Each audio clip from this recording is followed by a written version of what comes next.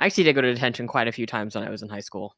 I went once and they forgot that they told me to go to detention because it was just at like the cafeteria after class. Oh. And so I just wandered around the school for a bit and then went home. I got indoor suspension, but I forgot what for. Indoor suspension? Yeah, they locked him Yeah. in a broom closet. Indoor suspension is when they suspend my you, but you God. still have to go to school. What? And then they feed you bad lunch because you're not allowed to have the regular lunch like all the other kids. Why do they do corporal punishment in America?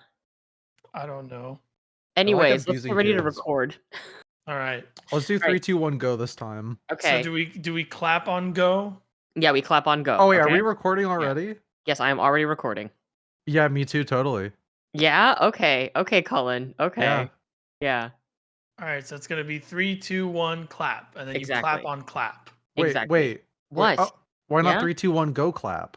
No, 3, 2, 1, go clap. That's what we're gonna do, okay? 3, 2, Yeah, 1, that's what I go said. clap. Yes. Okay. Okay. Okay. All right, everybody. Let's get ready. 3, 2, 1, go. Clap.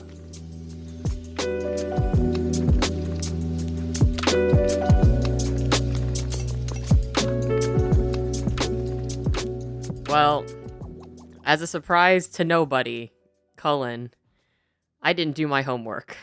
Yeah, you didn't. Yeah. Well, That's okay. I mean, You're I never have gonna to get watch. into a good university. I know. I mean, I didn't go to university, but I sure did go to detention a lot. Hi, everybody, and welcome to Burnout Culture. The industry sucks, and so do we. My name is Kazuma. I'm one of 3 fantastic hosts of this podcast where we just kind of shoot the shit and talk about whatever we want. I'm Cullen, and I don't suck. I'm actually pretty cool. My name's GC, and I'm happy to be here. I love the different energy that we keep bringing into this. I'm tired, and I'm very EP, and because Kazuma was so late, I snuggled up in my bed with my Switch, and then I impulse bought Luigi's Mansion 3, and I was playing a nice game, and then I had to be rudely awoken to go do the thing I was obligated to do. At least one of us did something they were obligated to do. I did my homework. I did my homework as well. I kind of showed up. That's okay. Homework Yeah. was kind of a crapshoot anyway. What do you mean? I mean, You got so the best homework out of all of us, GC. Yeah. You want to talk about it? You want me to just get into it? You want me to Yeah. report in? Yeah, Yeah, let's report in Yeah. at the beginning of all of these podcasts, and then we Yeah. assign the next week homework at the end. Okay. Yeah. That'll So, work. as a recap, because Mhm. for those of you who are not aware, this is actually the first ever episode of Burnout Culture. Every week will be our first ever episode. Colin, But- you shut the hell up. In an alternate universe where we had another first episode, we likened our homework assignments to the Fire Emblem weapon triangle. I gave GC something, GC gave Kazuma something, and Kazuma gave me something, and one of us just didn't even show up.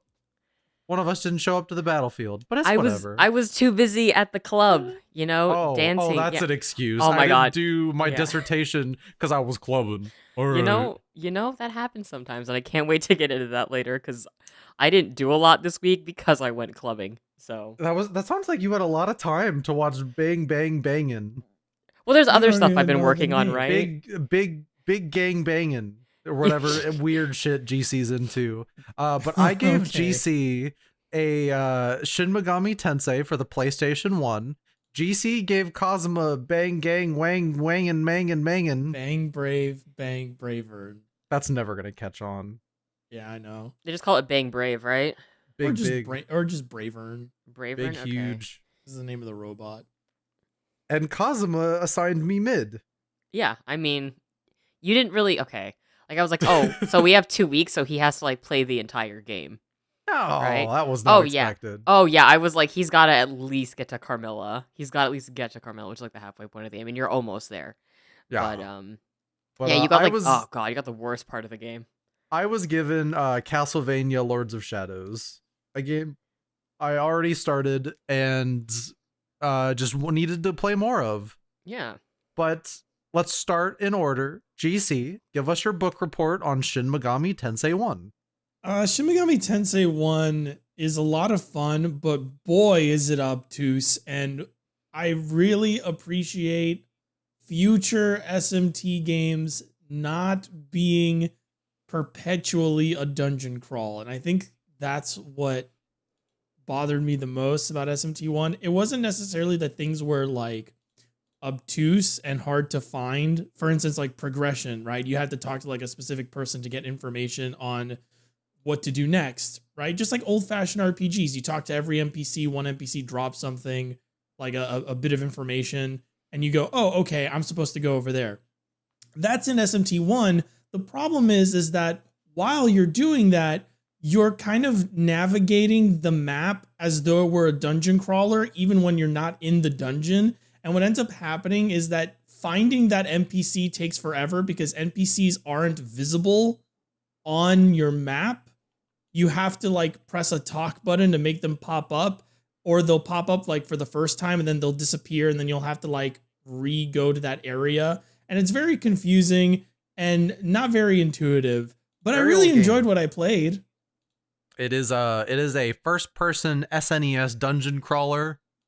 So a lot of the game is kind of just making mazes with different textures and saying they're different places. But that's part of the charm. Yeah, I found it very charming, but I also found it very outdated and quality of life issues abound. It sounds exciting either way. Like, we were watching GC play it, for those of you that are just listening in, and it basically looks like wizardry, but in a shopping mall. Yeah. It was really fun because the entire chat was like bored, and it was me going like, ooh, PS1 scrolling, ooh. Because I'm a freak. But Kazuma, now I'd like you to imagine you did your homework and just come up with a synopsis of episode 1. On the fly. Robot loves man. That's robot pretty good. Robot wants man inside of him. That's also pretty good. Now, but was that episode 1? Yeah, that's episode 1. Oh, okay, cool. I was gonna be like, just imagine me in detention. I'm 17 years old again. I'm wearing black skinny jeans. My hair is bleached white. And I am leaving the class to go smoke in the football field afterwards. Damn. You're trying to win back favor with the audience. Don't believe it. Yeah, don't believe that I was ever cool once. It's not cool to not do your homework, kids. Well, I got detention because I had skipped class to go to a hardcore show, so... It's not cool to be hardcore, awesome. kids. Are you kidding me? That's the coolest.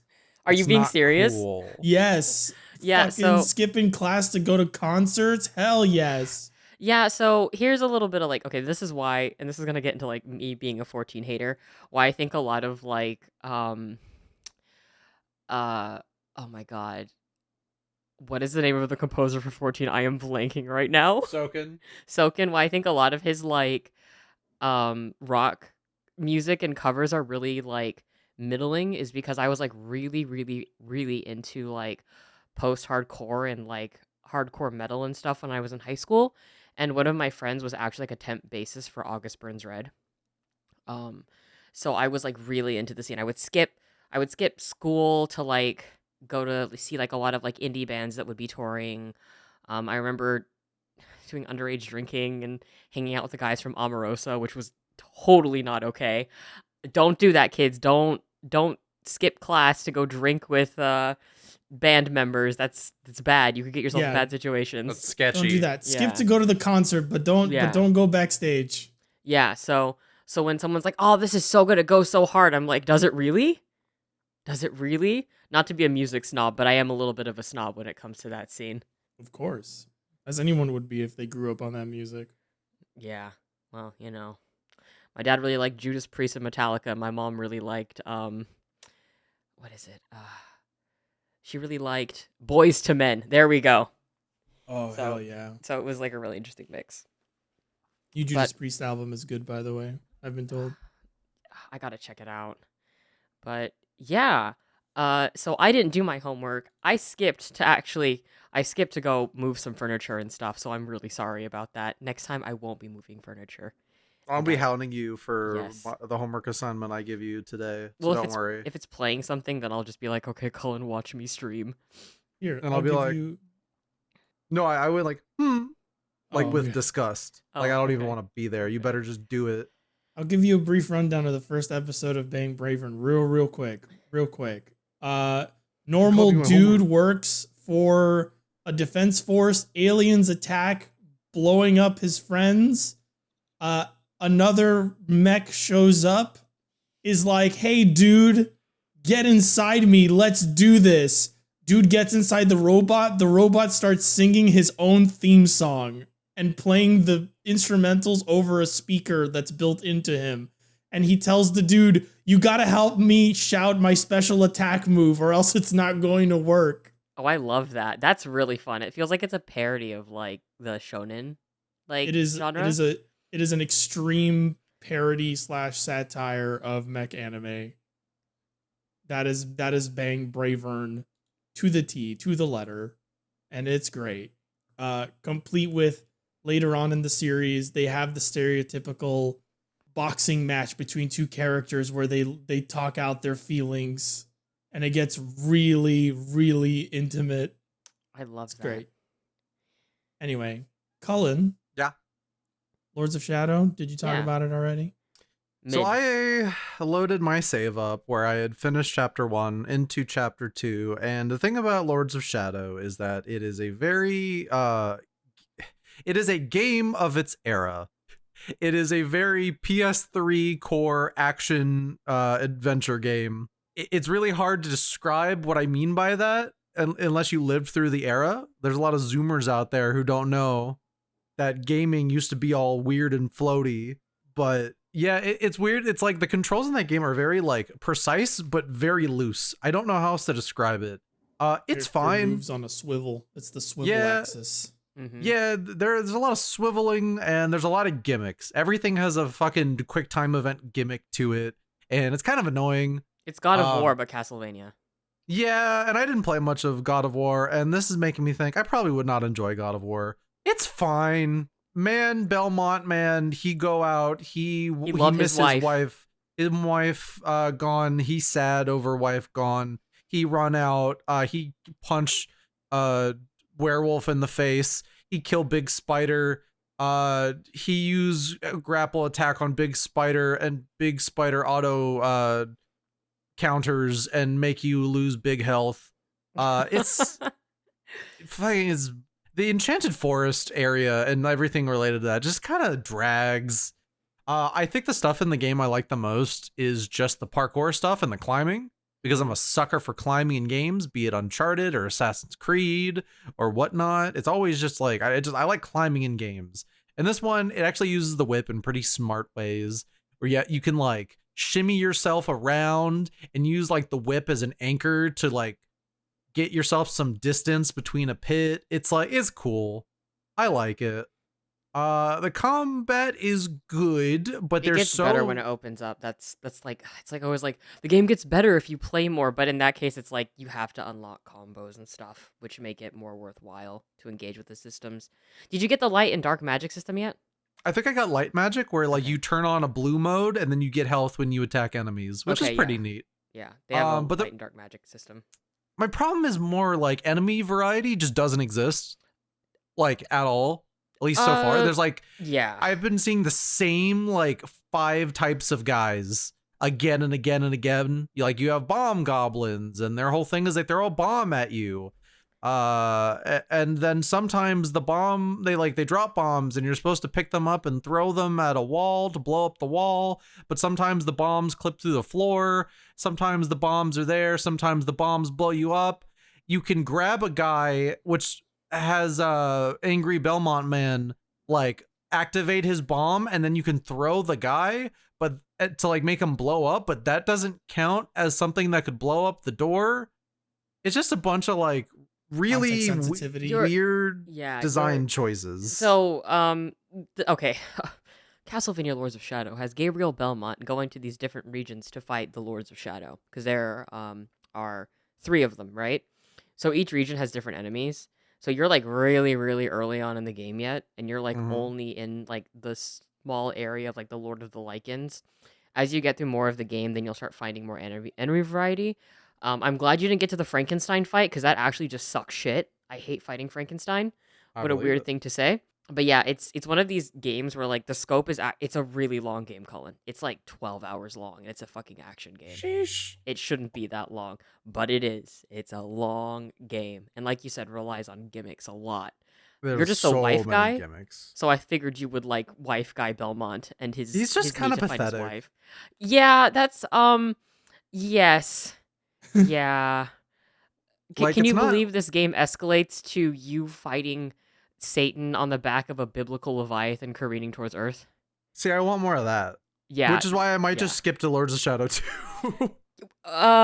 Yeah, just watch a brief rundown of LOS 1 and then go right to 2. But also, like, Patrick Stewart is a character, so between stages, it's always like, Belmont, did you know that it's actually okay for me to marry someone half my age? I hope one day that you do the same once you get over your wife being dead or whatever. Mr. Oh. Belmont, Mr. Belmont. please enable me. When Mr. Belmont, when my wife was born, I was still in adult diapers. Wait, what? Is Patrick Stewart's wife like? She's young. Oh Not to, no! like, I was like, shame, what the fuck are you guys talking about? But Mr. oh my Mr. god, hang on, Mr. Patrick Belmont? Stewart wife. Please play with my wife in the jungle gym. I'm too old. Please take my wife to her recital. It's not happening anymore. Oh my god, she is like 40 years younger than him. Holy shit! Granted, she's still like in her 40s, but it's like, he's fucking rich. You can make fun of Patrick Stewart for having a really young wife. Yeah. Oh my god, I'm just like, holy shit. Like, there's gonna be someone be like, they married when they were both really old. It's like, Yeah. there's nothing like legally wrong with what they're doing. No, but it's just a little dubious. I can make fun of Patrick Stewart. It's whatever. Yeah. Patrick Stewart has a sense of humor. He'll laugh. Yeah, Yes. he'll be like, wife, I listened to this podcast. You should go to the jungle gym and pick up more adult diapers when you come back. Hey guys, if this is our final episode, it was great being here. You know Patrick Stewart did it. Wait a minute, I'm how old? I know. Oh man, but segueing from Patrick Stewart and adult diapers to our next topic. What have you guys been watching? Jake, when you listen to this, that's what you should draw for the podcast art. No, don't do it. Don't fucking do it. He's gonna So put what like are a we- fucked up portrait of Patrick Stewart in the background. Please. Oh my god. But yeah, what have you guys been playing? I went to the club. That's what I did. I went to the club. Anything us fun about the happened at the club? Oh, okay. So, I usually try to go to the club like once every other week because it helps me go outside. And if I don't go outside, then I become a little like feral goblin and I play World of Warcraft for like 10 hours a day if I'm not working, which is always. So if you see me on World of Warcraft, you don't. Say, go to the club. Yeah, literally DM me. Go to the club. So it's like this goth club that's in this area. And I usually go with a friend because it's safer to travel in packs. Arisen. And usually play like Darkwave and stuff. So this is like a goth club. So I wear like my corset and like my leather pants and my boots. You can see my look on Blue Sky. It's like this like blouse that looks vaguely like 16th century, and I'm wearing this long coat with lace that looks like it could be out of a Castlevania game, right? And I'm like, no one's gonna hit on me at this club because I look a little too out there, right? I look like I'm kind of almost wearing a costume. And the friend Sure. I'm going with is wearing like a really like cool, like really sexy outfit. So I'm like, I gotta protect my friend. So my friend's like, okay, I'm gonna stay upstairs because they do like kink displays and stuff on the top floor. Where like, they'll like introduce people like Shibari and things like that. And it's like really cool. It's like a very kink, like positive and like safe space for people. And so I go down to the dance floor because they're playing music I really like. They started playing I'm Not in Love, which is a remix with like Crystal Castles and like I think Robert Smith. And before they were playing like a song, I shit you not, from a fucking Valorant characters playlist. And I was like, I gotta go. I love this song. And I'm like fucking walking down the stairs. So I'm like dancing, right? And this guy, he has to be like 42. He has Ignis's haircut, thick rimmed glasses, and a sheer black shirt, right? And he Ooh. comes up to me and he's like, hey, what's your name? And I'm like, oh, I'm Kazuma. And he's like, hi, my name is Redacted. nice to meet you. And I so love the Burnout Culture podcast. OMG. yeah, and I shake it. I give him like a handshake, right? But it's like a business handshake. Like thank you so much for coming to visit our like startup. It was great meeting you. You didn't dap him up. No, I didn't. No. Um, but then he like doesn't really like take that as like a stop talking to me. And so he's like, "Hey, like I was, like I liked your vibes." And I was like, "Oh yeah, cool." And I'm like dancing to fucking like Dragula, like I'm like having a really good time. They're playing Robert Zombert in the club. And I'm like, "Oh yeah, yeah, that's really cool. Thanks." I'm like, I was like just like soaking up your vibes from across the room. Ugh. I was like, "Okay, cool. Do you want to dance?" "I'm good." "Okay, but like where can I find you? Do you have like an Instagram?" Oh. "Yeah, sure." So I give him my Instagram. He sees him in my bio and says, "It was really nice talking to you, but I think I need to get some water." And he just walks off. 30 minutes later, another guy comes up to me and says, "I really like your coat." Me? "Okay, cool, thanks." "What's your name?" "Kazuma." My name is redacted. I give him the fucking firm handshake. He just looks at my hand. Like, he's like, "Why did this person just shake my hand like we're at a business meeting?" And just was like perplexed as I just continued to dance. This happened like several times throughout the night. And I was just really trying to enjoy myself listening to fucking Rammstein and Deer and Grey at the club. I really empathize with that because whenever I go to like my equivalent to that, which is like Kroger, which it goes even crazier, it's more of a rager. People Yeah. always do that to me. And it's just really annoying to have to like shake their hand while I'm trying to like fight through the rave and like the mosh pit to get like my oat milk. Yeah. Yeah. Well, funny you mentioned the rave because the club closed at 2. So then my friend and I went to an underground warehouse rave until 5 a.m. And then we Aw, got soup. yeah. And then I went home. So that was Your my... life is fascinating. Yeah? I, I, I, I'm a dude, right? When I want to get someone's attention, you know what I tell them? What? I tell them I'm soaking in their vibes. My God. Yes. Hello, I was busy marinating in your energy from across the club, and I wanted to know if you would like to dance with me. Thank you you, gotta Patrick do- Stewart. Is you have to like go to the bathroom and like take a bunch of water from the sink and just like throw it all over yourself and you show up drenched. I'm like, damn, I was soaking in your vibe. That's crazy. Computer, vibes, soaking. Yeah, but like other than that, the next day I just loaded up World of Warcraft and played a bunch of fucking World of Warcraft. Computer, pictures of monkey bars. Ugh. I love the club, and then the day after I go to the club, I go, maybe I don't need to go to the club so much. And Maybe I can just play World of Warcraft. Yeah, maybe I can just do some leveling. That'd be nice. But yeah, that's what I was up to. World of Warcraft and clubbing. Sick. Cullen. Epic. Again, clubbing at the Kroger every single night, getting those deals, throwing it back. Throwing it back in the clearance section. Yeah, throwing it back in the clearance section, fighting off those moms who want a piece of the shortbread, which is on sale. I thought you were you going to know say how you're it the goes. shortbread. No, I'm the tall bread. But, it's dangerous out there. Be a non-bachelor at the Kroger. But no, so I have been basically almost exclusively and to my detriment playing Unicorn Overlord. Yeah? How's that That is going? Game. I feel weird because everyone is like saying this is like the next greatest SRPG ever and everyone's fucking loving it and I'm like, it's fine. Like Let's talk about that. Yeah. I do want to talk about Unicorn Overlord because you've been playing it. A lot of people I know have been playing it. I've been saying play Dragon's Crown instead. Mm-hmm. I would love to do that if they put it on Switch. Ooh. But alas. Godspeed, gamer. Yeah. But no, I'm just kind of like I think it is a very good game. I'm not done yet, but I'm 42 hours in.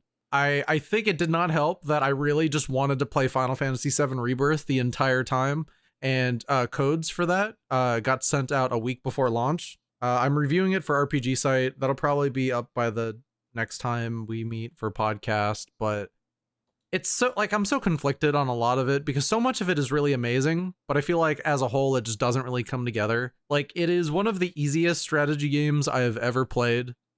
Like most of the difficulties let you just abuse the mechanics, everything but like the highest difficulty. And at that point, like a lot of people aren't going to pick that because it's expert mode, and that's two difficulties higher than normal mode, which is just weird. I don't know if this will mean anything to anyone here, but it is very obviously formatted out like from Ogre Battle, which is the game right before like that Matsuno worked on before Tactics Ogre. The whole thing is like it's an RTS, but there's like a world map to explore, and that is like one of the big gimmicks is that your little like sprite guy is like running around an actual like world map and like picking up like different like gathering different materials or liberating towns, and then your like SRPG maps actually just take place like on the world map, but it's an RTS with like pause instead of just being something more like turn-based. But outside of being very much just like Ogre Battle, and I know people are going to get mad at this, but it's just true and people need to accept it. Very inspired by Fire Emblem. Very, very, very inspired by like the formula of a Fire Emblem game. And that's not bad. It's just what it is. And they probably went that direction because Fire Emblem is the popular SRPG and the only SRPG that sells. Yeah. I think it's interesting that you say that because judging from like all the footage I've seen of it and watching people play it, it seems like it's very mechanics heavy, but it doesn't seem like those mechanics come together in like a complete way where it seems like you can kind of ignore a lot of it, or a lot of it just kind of falls under the radar while you're actually playing. And I think that might be because it takes such a heavy inspiration from Fire Emblem that it like ends up oversimplifying itself maybe through it like in execution. The really weird thing about this is that the demo was based off of an earlier version of the game, like version 1, and then the review code and the version that came out on launch was based off of an update that made the game easier and added an easier difficulty. Mm-hmm. They like shifted all the difficulties down, made everything easier, and then added in like they turned normal into like something called tactical, and then they took easy and made it normal. So I will say to anyone, play on at least tactical if you have any like familiarity with RPGs, not even SRPGs, just like RPGs. It's a very easy game, and I think that's fine, but it's easy in ways where I really feel like if you're trying to shotgun this game, it's going to get boring really fast. So it's definitely one of those games where if you have played SRPGs before, definitely like, you know how they usually like harder mode, it says for people who are experienced with tactics games, pick that setting. Don't pick the normal one thinking, well, this is like my speed. If you've played an SRPG before, you probably want to play it Play it on expert, because expert is still pretty easy, but it'll just make you actually engage with the systems. Like there's a lot of neat things about this where how instead of having your individual like units, you build like squads pretty much of like up to 5 different characters, and then your team comp is like really important on paper. Like I've been playing on tactical the entire time. It really has not become like a mandatory thing up until the very end of the game, which is really frustrating. Like I'm actually enjoying the game a lot more now, but it waits so long to add like mission variety or difficult enemies or like game modes that require you to do, or like missions that require you to do more than just kill the bad guy. Missions that challenge your mastery. Mm-hmm. Yeah, and besides that, oh boy, is this sure a praise kink SRPG. They really don't want to challenge the player in like any meaningful way. There's not even like any real moral like dilemmas to deal with. Anything like, because at the end of the day, no matter what the game does, it always wants you to be able to get like new units. So if you just make like, there's a handful of like choices where you'll need to make a like what seems like a tough decision, and it'll like seem like it'll give you a little branch, but it doesn't. Like I think the closest the game got to a moral dilemma was like, hey, there's this like town where this guy and lady are like using necromancy experiments to try to cure a plague. Do you want to let them like do that for a little bit longer? and make the surviving woman happy? Or do you want to say no to her and then not get a new party member? And I will make the choice to always vouch for women. We love bad bitches. Love bad bitches. I'll let her do it. And then it turns out like you talk to people immediately after and they're like, we're all better now. She just had to finish up a couple things and we're all good. And it's like, oh, okay. So any consequence I could have felt from this decision just didn't end up being there. Boring. We call that a capital B, boring. It is boring in a lot of ways. But I think it's like Fire Emblem Awakening. I made a tweet about this, but I'm gonna be honest here. Regarding Vanillaware, I don't think their narratives are their strongest suit when it comes to gameplay, or with their games.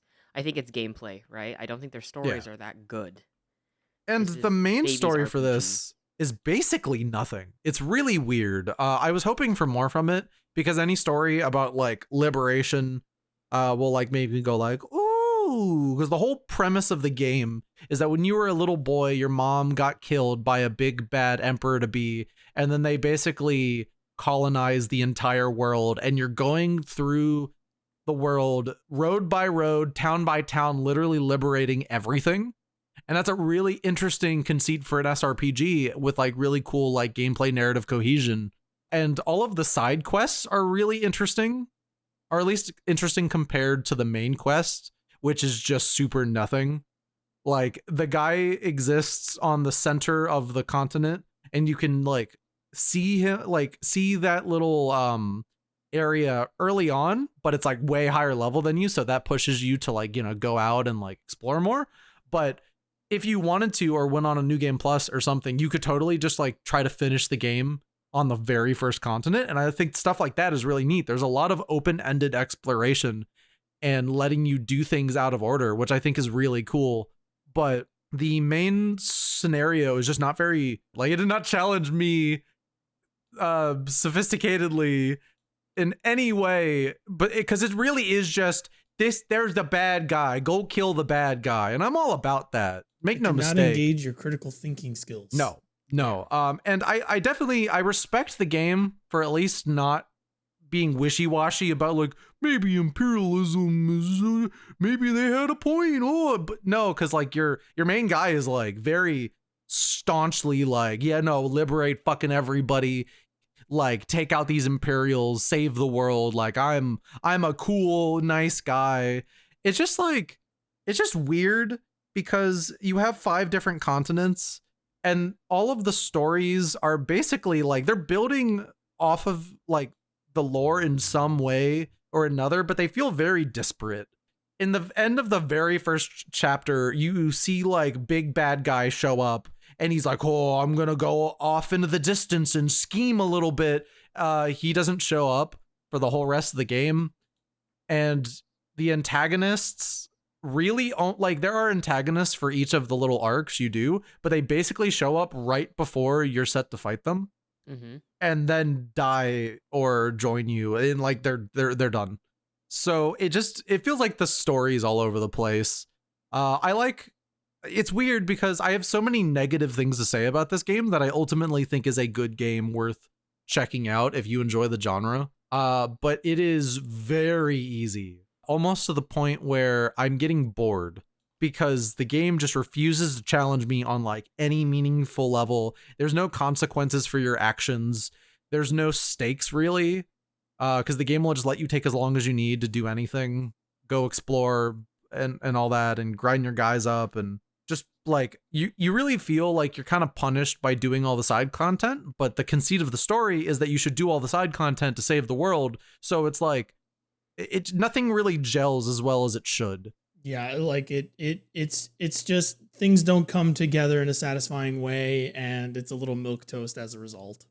Yeah, and I really wish the gameplay just had a bit more bite to it. Like I was like showing GC like an ends of continent battle I was doing, and I just took a flying unit and I pointed it at the boss and had everyone else distract all of the other guys as that flying unit slowly made their way to the boss, killed the boss in 2 battles, and then I won the match.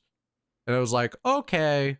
And unless if there's like some sort of challenge there, it doesn't feel rewarding, right? Like in terms of leveling up your units and getting that strong. Like That's No. sort of the appeal of the RPG, is that you know how to like work within that system to make something feel satisfying when you overcome. Like, we'll talk about Y-Graph from Final Fantasy Tactics. When Oh, you that is oh like yeah, when you some finally bullshit, but it's so good when you do it. exactly, and like what Y-Graph is rough, right? That's usually where people stop playing is with Y-Graph.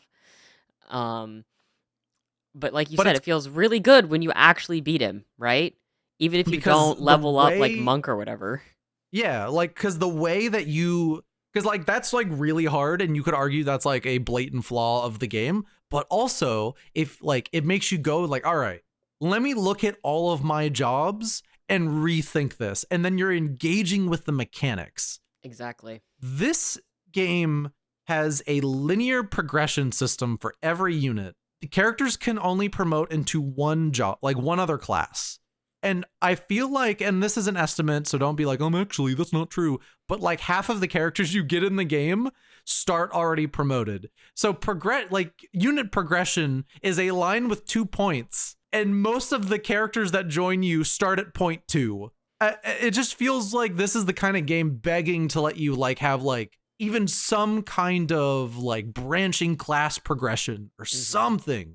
Because one of the SRPGs need to let you make mistakes, and they need to punish you for those mistakes. And when they don't do that, you don't really feel like you're playing an SRPG. It feels more like you're playing something more akin to a visual novel. a little bit, yeah. And there's no problem with visual novels. We'll just No, say there that isn't. right now.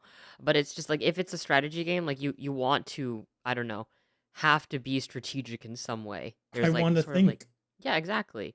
Which is Or why make Cullen, it you should feel. play Diofield in The Last Remnant. Oh, I did actually Yes. re-download Diofield, and then I was playing it, and I was like, this is pretty all right. It's a bit we have $5 budget kind of energy, which I wasn't really looking forward to at that point, because despite all of Unicorn Overlord's faults, oh my god, that game is a looker.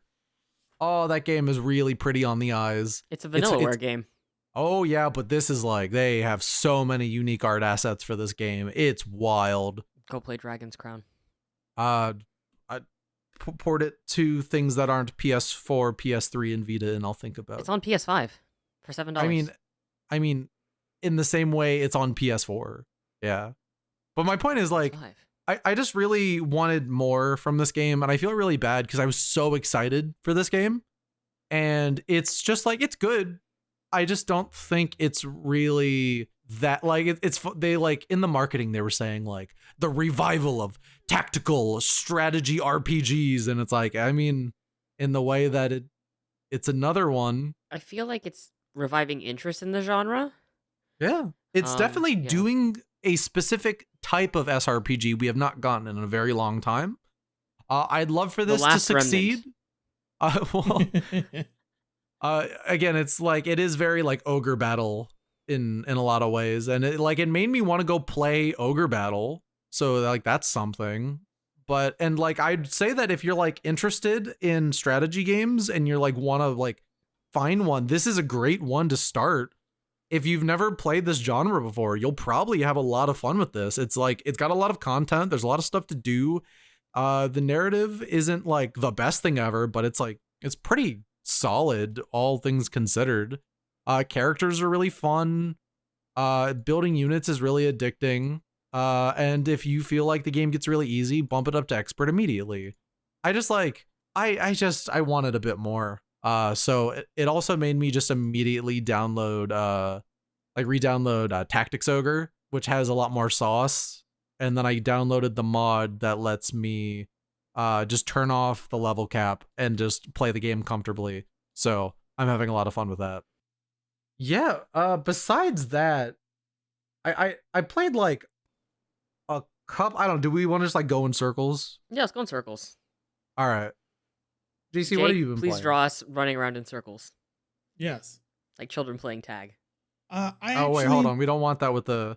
You guys know like Patrick Stewart's out there, right? We don't want. Oh shit! You don't want him to see us like playing tag. I don't think he's Right. gonna pick any of us up. I think we'll be fine. Yeah. My week was my 2 weeks I should say were pretty okay. Pretty uneventful. Just played more Persona 3. I was really into Persona 3 when we were doing the podcast 2 weeks ago. Now I'm kind of tired of Persona 3. Tartarus is very big. Tartarus is very big. I really wish Tartarus was not as big. No longer friends with Tartarus. Mementos is my new best friend. Wow. What a difference World it of makes. Warcraft? I mean, Sorry. World of Warcraft. So you're saying you prefer Mementos to Tartarus? I think so. It's faster to navigate. It feels better to navigate. I'd rather play through Mementos over and over again because of the hallways and like you're in the van and you're moving really fast and you're constantly like breaking down doors or like going into areas and like attacking enemies just feels better. Whereas in Persona 3 Reload, going through Tartarus at this point in time is just really exhausting because at this point I'm like, man, I've done 186 floors of Tartarus. How many floors of Tartarus are there? 264. And I am at the end of the game. And I really don't want to do 80 more levels of this. It doesn't, even if you change the aesthetic of the locations and you make it different to navigate through, it just wears down on you.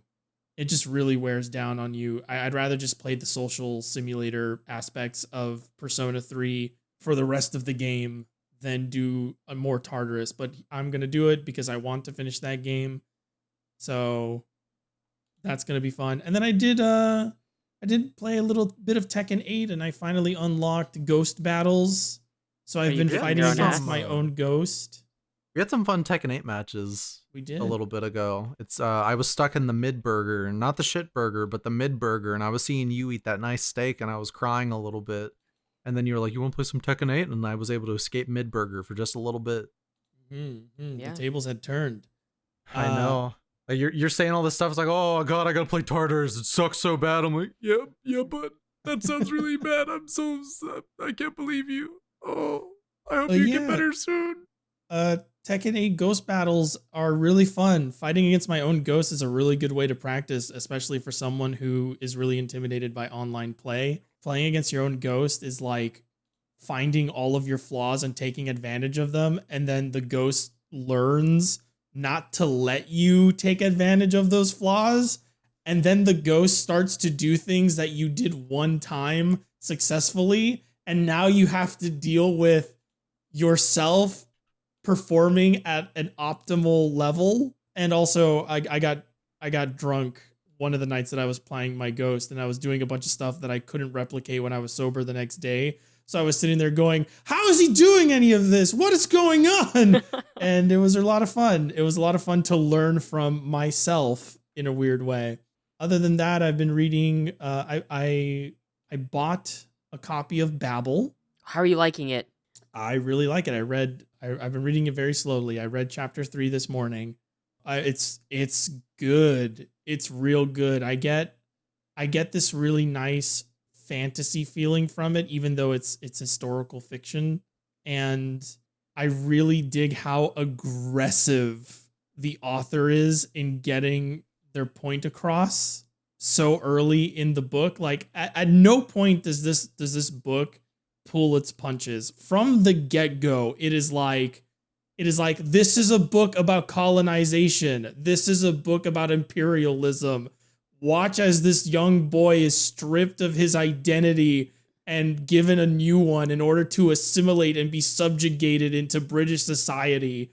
And it's like, it's fascinating to watch and also fills me with dread. Me and the mid burger still. That sounds really nice, buddy. I hope you enjoyed that steak. Oh, steak's so good, steak so juicy, steak 500 pages long, but every page is a delight. Oh, it is. The scene where, I mean, spoilers for like chapter 2 of this book, but the scene where he gets his ass beat by his guardian, and it's just he's just saying the most vile things, and the writer, the author is like, he's writing the guardian as this expressionless. Yeah. She's writing the guardian as this expressionless. Just it's like discovering you live with a monster, you know, and it's great. I super love it. Chapter 3 was really wholesome up until the end where she reminds you that racism is a thing. Oh, and yeah. and that at any moment their lives could be in danger just because they're different. And it resonates a lot with me because I am Hispanic, and so like I have dealt with racism and stuff like that, and some of what I've read in that book is familiar to me. So I'm sitting there going, I wonder if this is going to give me an anxiety attack at some point, and it encroaches on that territory. It's just a really gripping read. I love it. The way that she deals and like writes the racism in that book is extremely realistic. Yes. Down to the microaggressions the characters face at every given opportunity. That scene you mentioned in chapter 2, I was on the plane to Europe reading that, and I remember saying, "Oh my god," like out loud, and the person next to me just looking at me. I was like, "Oh, sorry." Oh, It yeah. is It's captivating. It's a really, really, really good book, and it all really does come full circle with the end. It just feels that book is just like it doesn't waste your time either. It doesn't dawdle or like meander. Every single page and chapter is intentional, and I really like that because I hate it when my time is wasted. Yes, especially with literature where a big thing authors love to do is meander Yes. and be lethargic and Especially go fantasy. go into like an extensive breakdown of things that don't come back into play.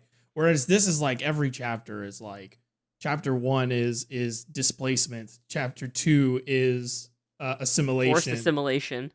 yeah, chapter 3 is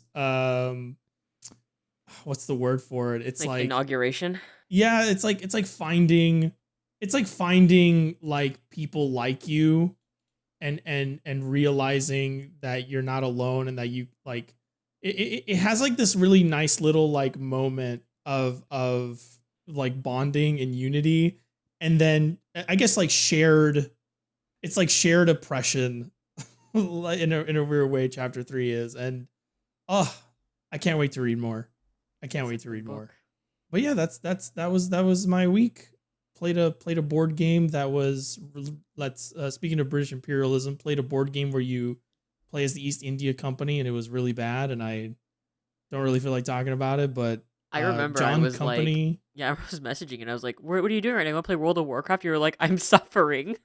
yeah, it was a board game with way too many rules and way too much bureaucracy for a game where you're supposed to actually just have conversations with people, and then you're just caught up in like procedures. It's called John Company. I can't recommend it. I did not have a good time with it, but that's me. John Company, man. That's not you, actually. There was something else you did. There was What did I something do? we did. What did we do? There was something we both did. Oh, We breened. Oh. We Breen? breened all over the place. Oh, I don't know what That's that is, but Yeah, you do. no, I don't. You're lying. No, You're I lying. literally don't. I literally don't know what breening is. You definitely know what breening is. We watched some Neil Breen movies. We watched over some the Neil weekend. Breen because I'm the guy who loves really cheesy, hokey, quote unquote bad movies, and so I've been a fan of Mr. Neil Breen and his Twisted Ankle for so long.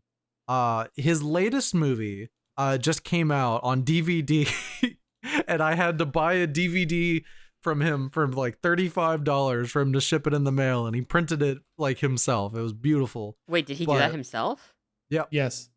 This is Neil Breen, for those who don't know, is like a filmmaker in Las Vegas who's like a real estate agent, and he's for like 20 years he's been making his own movies. They're indie kind of things, low budget.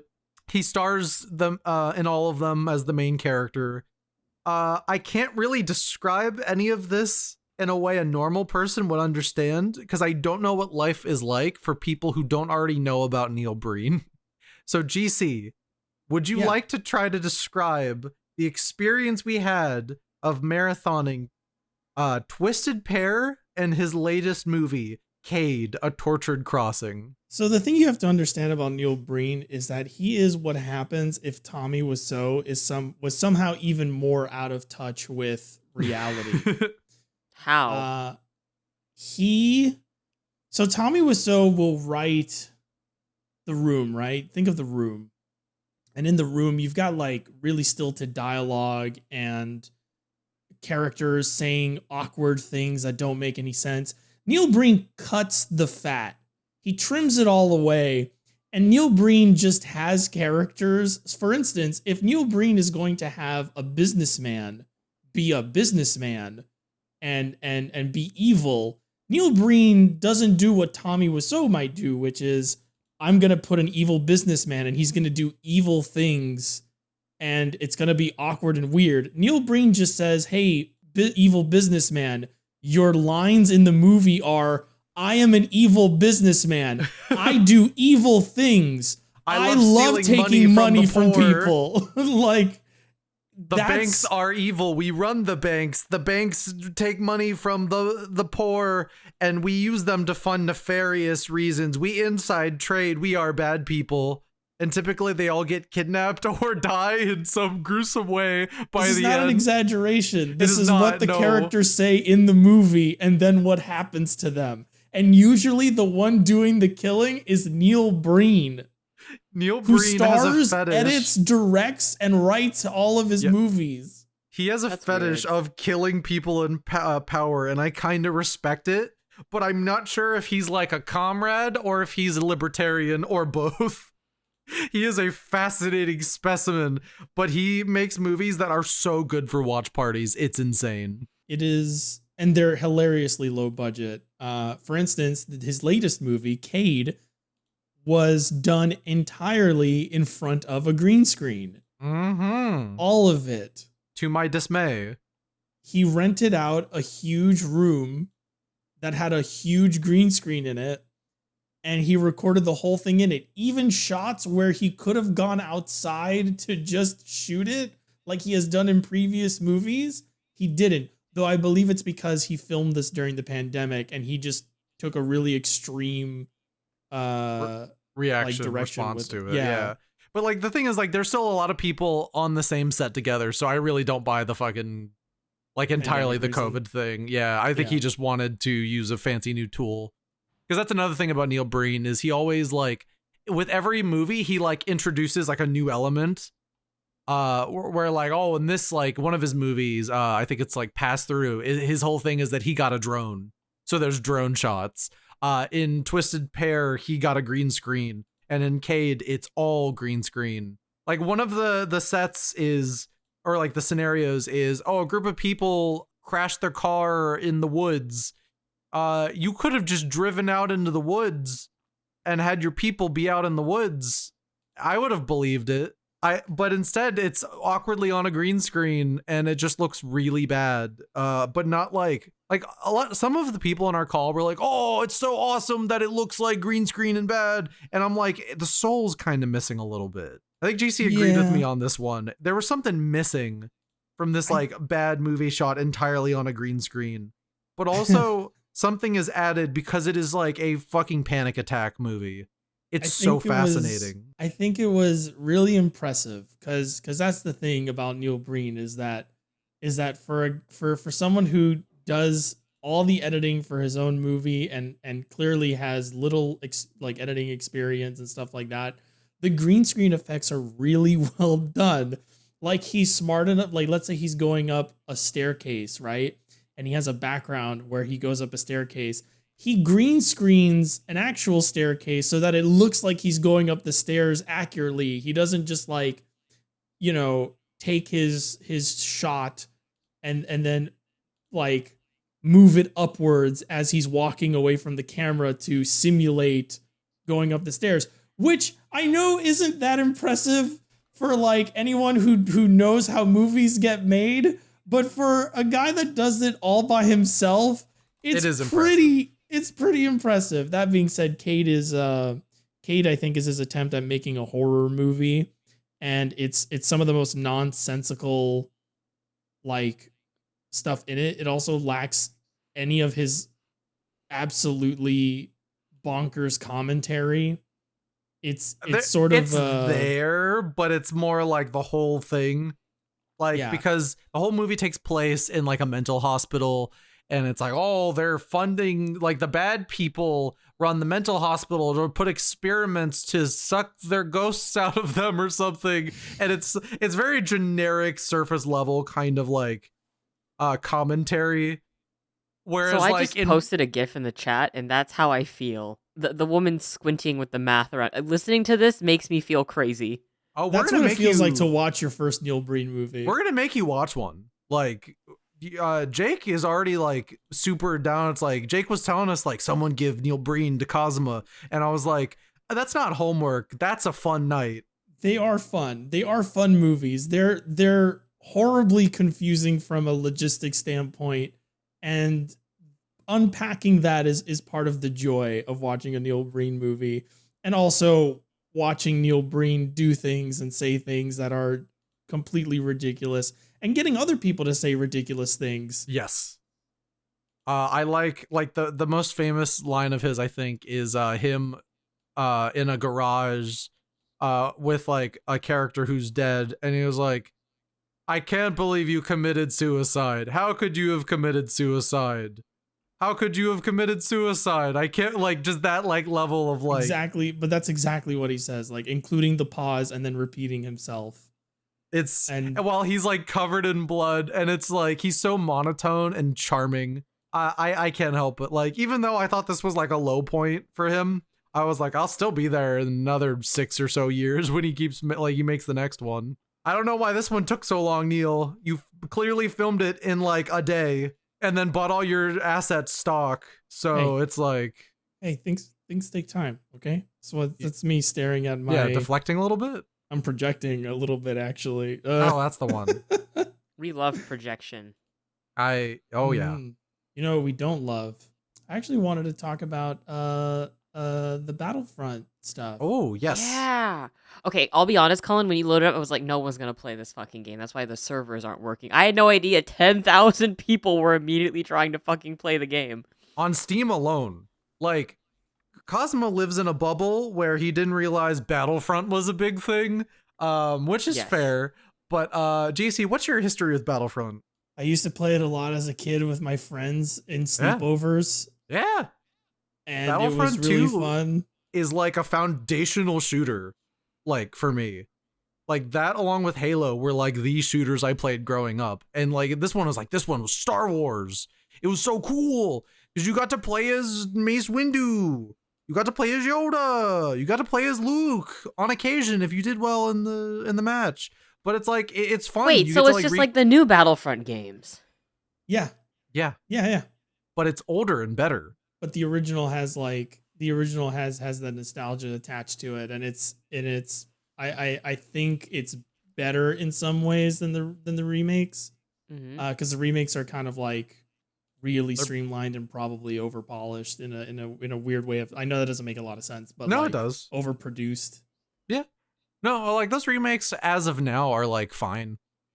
They're solid shooters. But they're like, this is a very old, charming shooter, and I was really looking forward to this one. If you owned the games on Steam, you got like a discount where it would go for like from like $35 to, I want to say like 25 to 28. So I was like, okay, I'll pre-order. I'll lock in because I love Battlefront and I really want to play Battlefront with official servers because the servers are like down for the old classic versions of these games. Aspered it up again. They sure bumblefucked this one. How bad? Oh, this launched in a really rough state. No one could get into servers on the first night. There were only 3 of them. Eventually they expanded and put more servers in, but there's just a lot of like glitches and bloat. Like the file size for these 2 PS2 games is 65 gigs. What? That's a lot.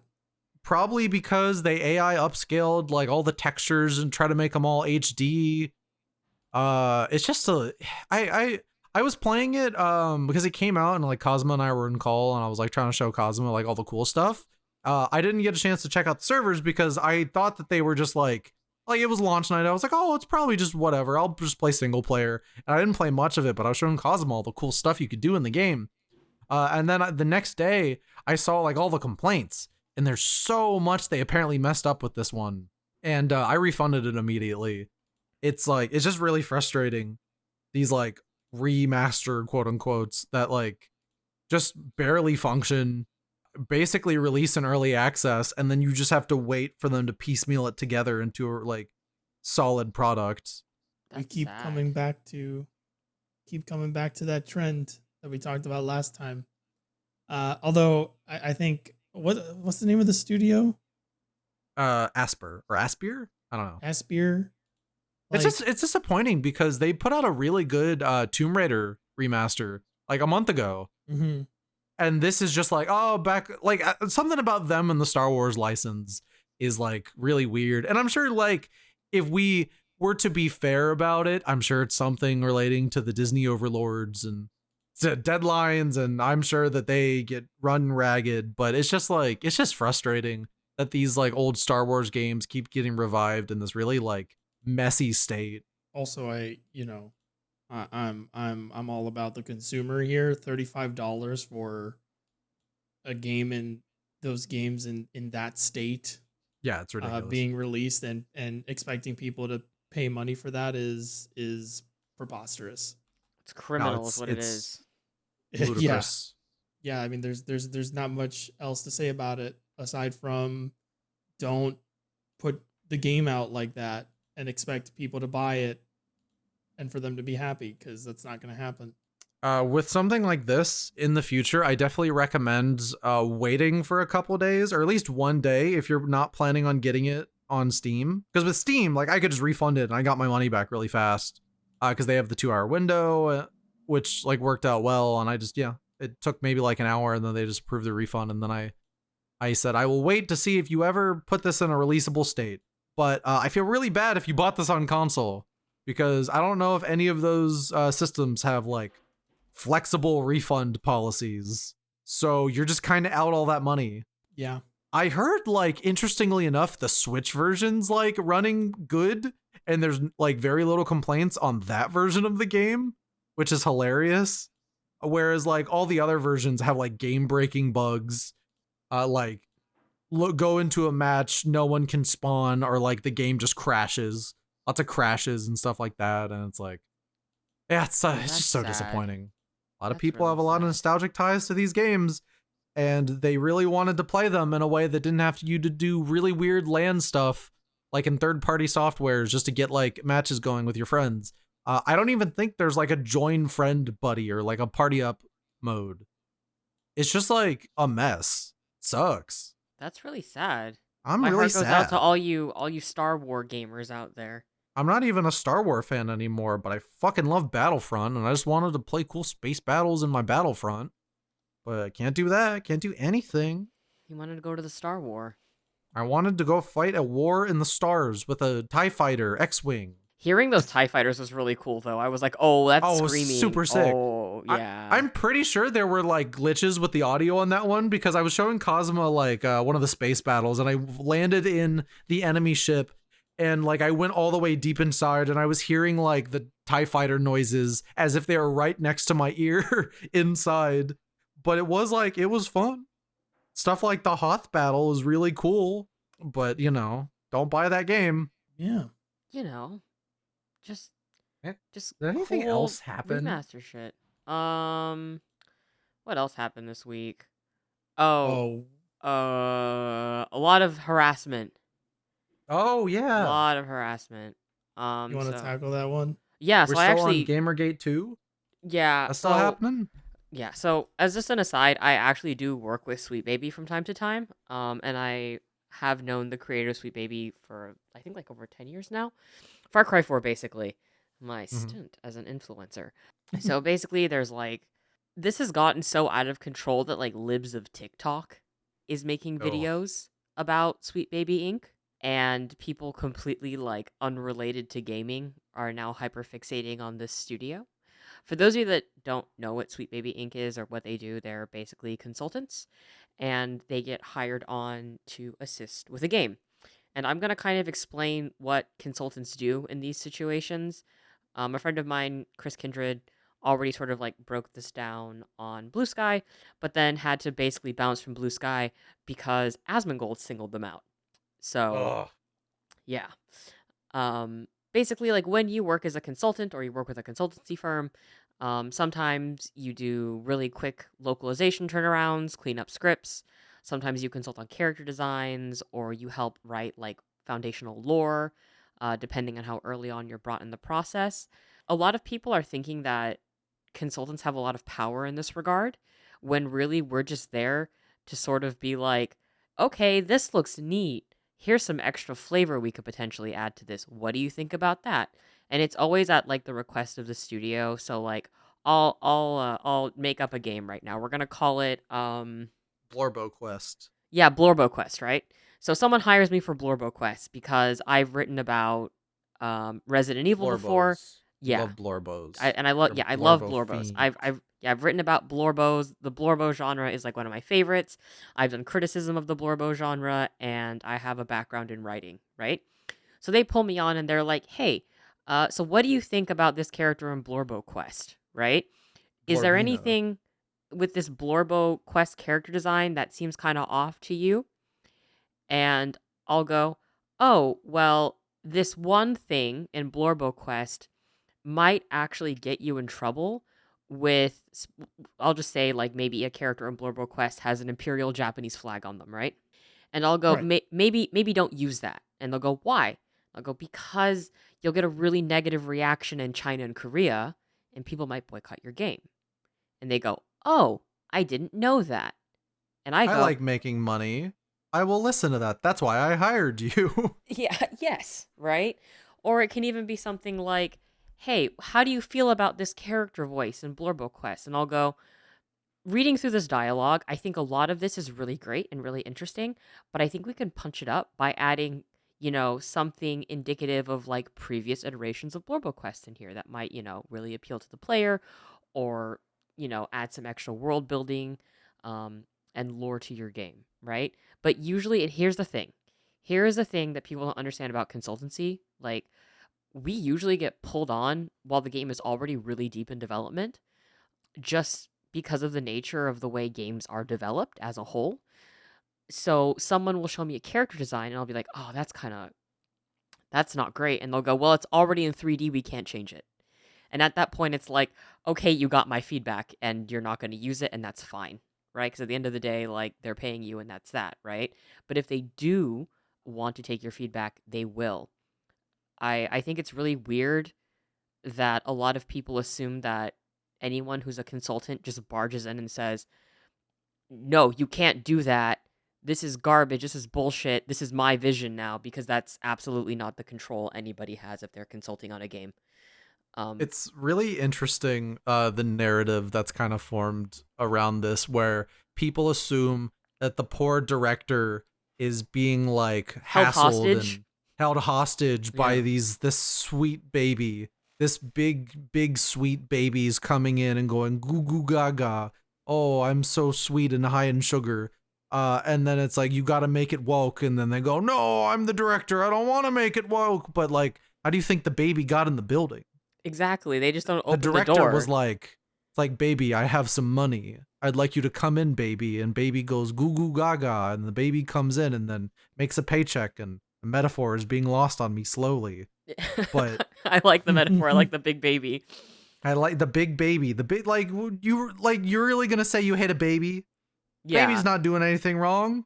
You Yeah. wanted the baby here. Exactly. You And invited the baby in. exactly. So it's usually like a director producer that will reach out and be like, "Hey, like, we would like consultancy on this." In my experience working with Sweetbaby, I'm usually pulled into very specific projects that have to deal with like my background. But it's always to enhance the product and never to detract from what the creator is making, because again, you're pulled on so late in development that sometimes there's just nothing you can really do other than, maybe maybe Blorbo Quest shouldn't have this one thing that will be really offensive to this one really like large group of people in it, and it's so minute that most people wouldn't even give a shit, right? Right.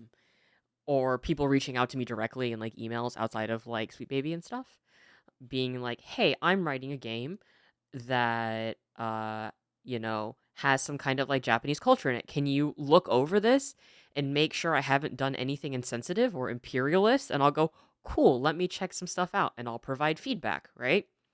And Right. whether or not that studio wants to take that feedback is entirely up to them. You let the baby in the building because you want the baby in the building. The baby slaps its hands on the counter, rubs its greasy little fingers everywhere. And if you like that, you take it. And if you don't, you only take You what you clean it want. up. Exactly, right? And that's it. But instead, there's another baby from outside who lives in a garbage can. Yeah. And this baby is getting really mad and calling things woke. And this other baby, let's call him Asmongold. I don't know. Just made that up. This other baby's in and he's going goo goo gaga. I shit myself. I'm 40 years old. God. I shit myself all over. My big diaper's all over. It's all over the place. Oh no. Oh, I'm gonna sleep in that now. Anyway, the woke is coming. I've been inside and I definitely know that they're gonna woke it up. And it's like, all right, well, that baby doesn't know anything about the Sweetbaby that the directors hire, but people like the smell of its shit, so I guess we've got a Gamergate too. I love how like forward you are with this, Cullen, whereas I'm like kind of in Germany say dancing around the pudding. I just right? think it's fucking dumb. Like it is. I don't think like the people getting harassed, like their feelings aren't dumb.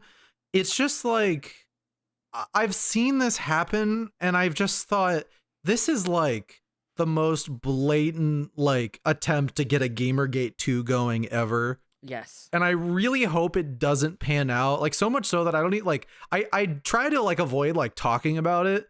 It's so weird how you like how to like approach things like this, because you should definitely like there is like a benefit to correcting misinformation, but they don't want to listen, right? But no, like these people don't want to fucking listen, and it's like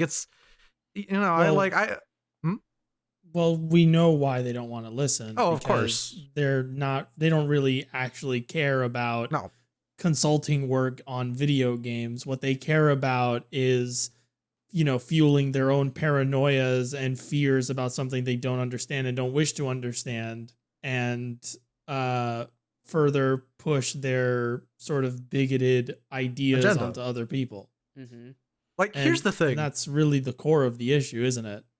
And in a way, I don't actually feel bad for them, but I almost feel bad for some of these like people getting taken a ride by like culture war idiots who also don't give a fuck and are just basically doing this to like get people all like rowdy and then make money off of it and then move on. I don't know. It's just so like blatantly, transparently bullshit. It's a grift. Mm-hmm. It's a grift. You're falling for a grift. Like, there's no one at any point of this harassment campaign stopped and thought, like, how'd the baby get in the building? Babies can't unlock high security locks. Someone would have had to let the baby in. Like, you're just... It's really obvious how much of a grift this is when you realize that Asmongold, as you've said, is in his name is in everyone's mouth right now. Mm-hmm. People are talking about him. He's at the center of the attention, and that benefits him because his business is to be the center of attention. As an influencer, content creator, creative artist, whatever you want to call him, right? Whatever you want to call what a YouTuber is, like whatever, streamer, what have you. The goal at the root of it is to become the center of attention, especially if you're making money off of it and you're making a livelihood off of it. The way to make more money off of that career is to be more of the center of attention than you were yesterday. And right now, it's just cry woke. Yeah, and right now, that's the flavor. That's how you become the center of attention. And you say these things and you pander to people who are going to give you money, who are obsessed with their hatred, who are obsessed with this unfounded fear that they have of other people. And you can see it everywhere now because it's not just Asmongold now. It's like a bunch of other creators are coming out and like trying to like hop on the bandwagon that was started maybe with Asmongold, or maybe there was somebody before Asmongold that was on about it. I think there was actually. Oh, And yeah. this afternoon or this morning or earlier today, I saw that Boogie had decided to throw his 2 cents into the ring. And of course people reacted to what Boogie said, and suddenly Boogie is now in my mouth. Now Boogie is on my Twitter feed. Now he's showing up, doing this. And what is the goal of every streamer or YouTuber? It is to be the center of attention. And there they are. And it's working for them. And I don't think a lot of people realize that. I think a lot of these people that are like jumping on this bandwagon and thinking they're actually contributing to something important, I don't think they realize all they're doing is contributing to these people's wallets. Exactly. Yep. Like, the games are not going to like the video game, like AAA video games are going to lose sales over this. Because here's the thing, most of these idiots are probably going to buy these games anyway. All that's happening is that people are getting harassed to do their job, and it's just gross. It's like I have a personal policy for my own mental health that, like, if I see like a chud or an idiot or just even someone who I think has an annoying take online, I just mute them immediately. And it's really funny to see these people think that this is the way to kill the woke, as to just like be big babies about it and do these harassment campaigns, when it's just like, if you just like ignored this stuff that you don't like, you'd be happier. But that doesn't make them money, right? No, but like instead, these like people who are just scared and can only like feel these strong hateful emotions just get taken for a ride by these like rich content creators just trying to make more money off of them, and then get their name all over trending. And then, because like, again, like GC was saying, like, oh, like now we're saying the boogie word on our podcast, when it's like, that's what they want. They want you to quote them and be like, this idiot. Because then, like, for every like person who quotes that other chud and calls them an idiot, you've got a couple other people who now know that chud exists, and then they listen to the chud, and then it's a feedback loop. It sucks. And it's hard to basically disempower these people too, because they're so prevalent, and they do contribute to revenue for specific games. So they will always be platformed in some ways or given sponsorships. I'm just hoping Asmongold is on Dragon's Dogma 2's like launch stream or whatever. He's a pawn, or he made a pawn or whatever. But still, it's like that. Yeah, it's still part of like a whole influencer campaign. I could talk about influencers on another stream because I worked in PR and I've seen influencer budgets, and holy fucking shit. Seeing how much people get paid for these things is crazy. But I think what's really going to matter is these developers showing support for the consultants that are like receiving death threats and being harassed. Because it's becoming like a very real issue. People are getting doxxed, their families are getting doxxed. And it's a really, I think, scary and dangerous situation for people to be in, just because they contributed to a game that you may or may not like. And it's crazy that this started happening over Alan Wake 2 of all games. Not my goat. Yeah, my goat should never cause evil in any format like this. It's the Mr. Scratch. No, the Mr. Scratch of Asmongold would just be like an upstanding citizen who pays his taxes and lives in a nice room. Oh. But yeah, that's the Sweetbaby thing that's going on. People are getting harassed. It's gotten so far that it's branched out of game Twitter. Even Elon Musk was like talking about it, which is just yeah, but on to a better note. We got homework to assign each other. We do. Not that that's better, because I failed my homework assignment last week, but very shameful. That's okay. I know. I was too busy at the You club. get a freebie. Yes. I was too busy allowing men to soak up my vibes.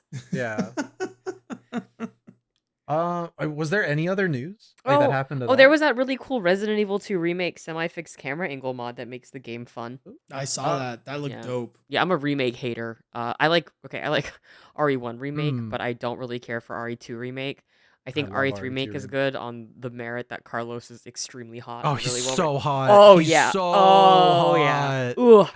I'll be real. I'm gonna Yeah? be like super fucking real serious on this one. Mhm. I think RE2, like, I'm a massive RE2 remake fan. It's one of my favorite games. I like RE3 remake, even though it is technically a weaker game, because it is both more fun and how just straightforward and like to the point it is, And Carlos. and that there's and Carlos, because he's so dreamy and hot. Yeah, Carlos is super hot. He's really well written. Love Carlos. He's fantastic. Imagine living in a world without Carlos. Couldn't be me. Yeah, it would be terrible. Oh my It'd god. be awful. Imagine a world where you can't soak in his vibes. I would love to get drenched in his vibes. You want to I see want him him at to, the like- club? You want to see him at the Yeah. BDSM goth club? I want him to like be really sweaty and walk up to me and was like, "Hey," and I'd be like, "Hi." Oh yeah, we were talking off stream about how, what is it? You have a white girl inside of you? I do have a bit of a white girl inside me. I love a nice little beverage. I like I do have like pregnancy cravings of sorts that happen often. And it's even worse because I'm in like a period of like dieting long term, where I just want to consume unhealthy snacks and fried food. My Instagram feed is literally just fried food because they know. Do we not follow each other on Instagram? I guess not. I don't post on Instagram. Okay. I just use it to find recipes for fried chicken. Yeah, I use it to find music. So, you know, Instagram. I feel like there was something else. Did the Red versus like the Rooster Teeth? Oh yeah, news what happened with happen that? between Yes. podcasts? Yeah. Yeah. So capitalism is evil, and Rooster Teeth is shut down. Wait, they're gone? Like The company is shuttered like that. Everyone's laid off. what? They're like keeping the podcast network, probably because it's like lower maintenance to keep running. But I imagine that won't last long because those are going to be some miserable people on those podcasts because all the Wait. coworkers are gone. Wait, is is Ruby whatever done now then? Ruby's Ruby, being sold off. Ruby's being sold off. Red versus Blue was premiering its final season this year. And I think that is still happening, but like things are, I guess, up in the air. And yeah, everyone else is out of a job. Wow. Yeah. This industry's in the pits. That's why we hate it. That's why it sucks. Fuck you, Zaslav. Oh man. Punk ass bitch. Like how we're like, let's move on to something better. Anyways, Rooster Teeth is gone. Well, speaking of silver Teeth? linings, this is Sorry. terrible.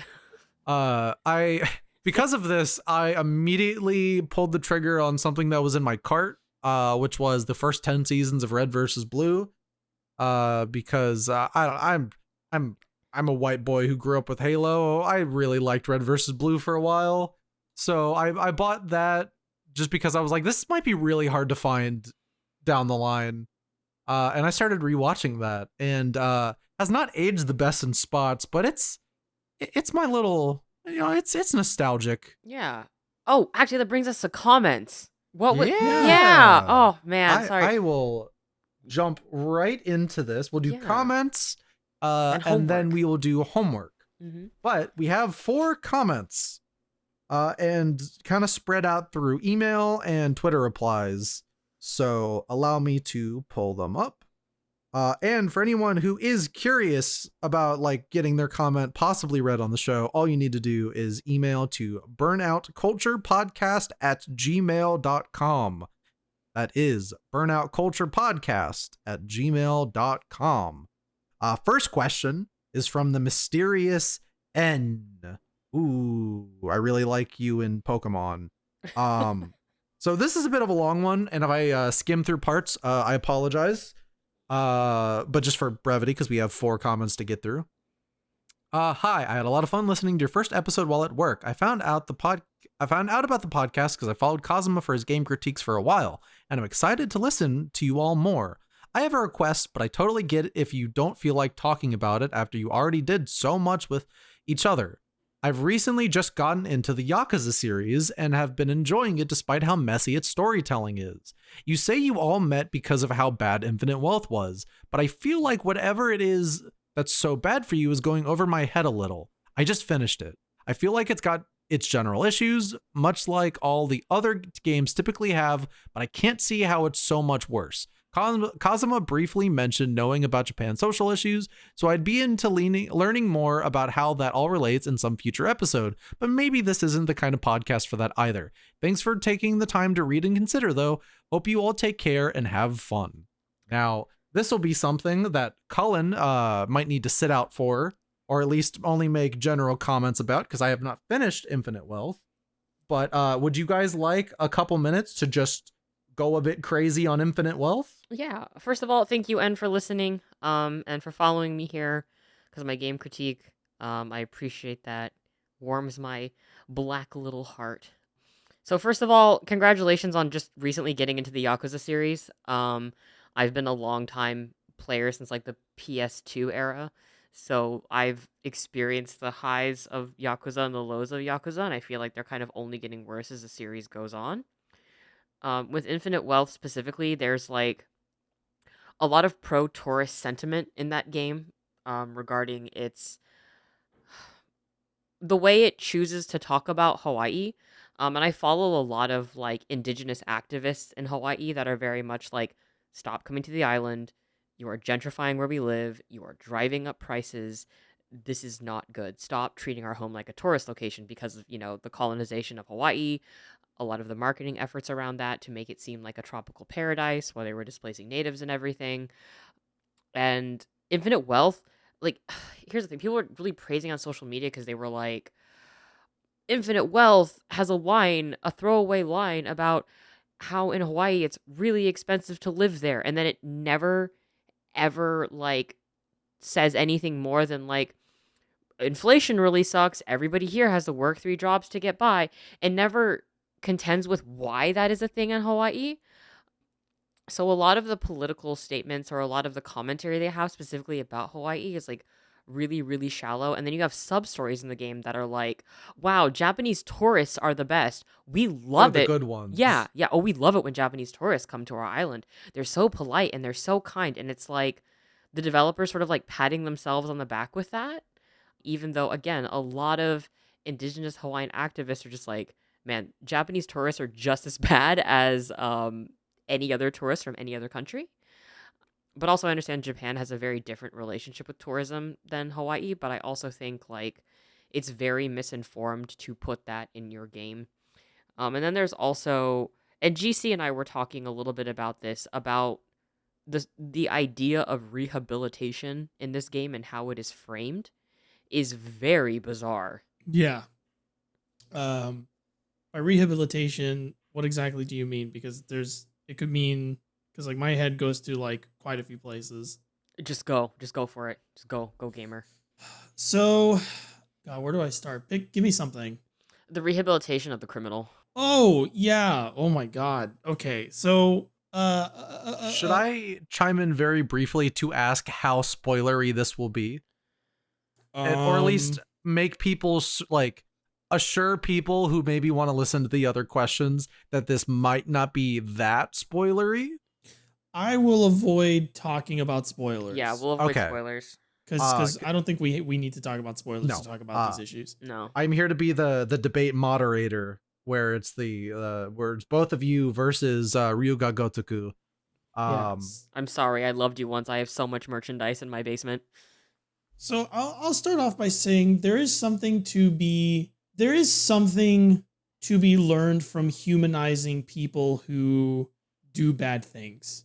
There is a certain like level of perspective to gain when we remember that the people who do bad things are also people. They have families, they have aspirations, they care about things and other people, and sometimes their situations in life lead them down these paths and they don't necessarily have control over it, or a lot of times it's a systemic thing that sort of pushes them into that life.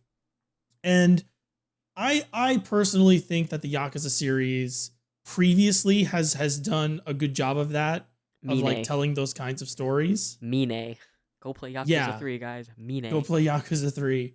But my problem with Infinite Wealth and its sort of perspective on rehabilitating the criminal is that they want to sort of like they sort of present the Yakuza as though they're not a criminal organization, as though the Yakuza are not this for lack of a better word, mafia that kills people and buries people and disappears people all the time.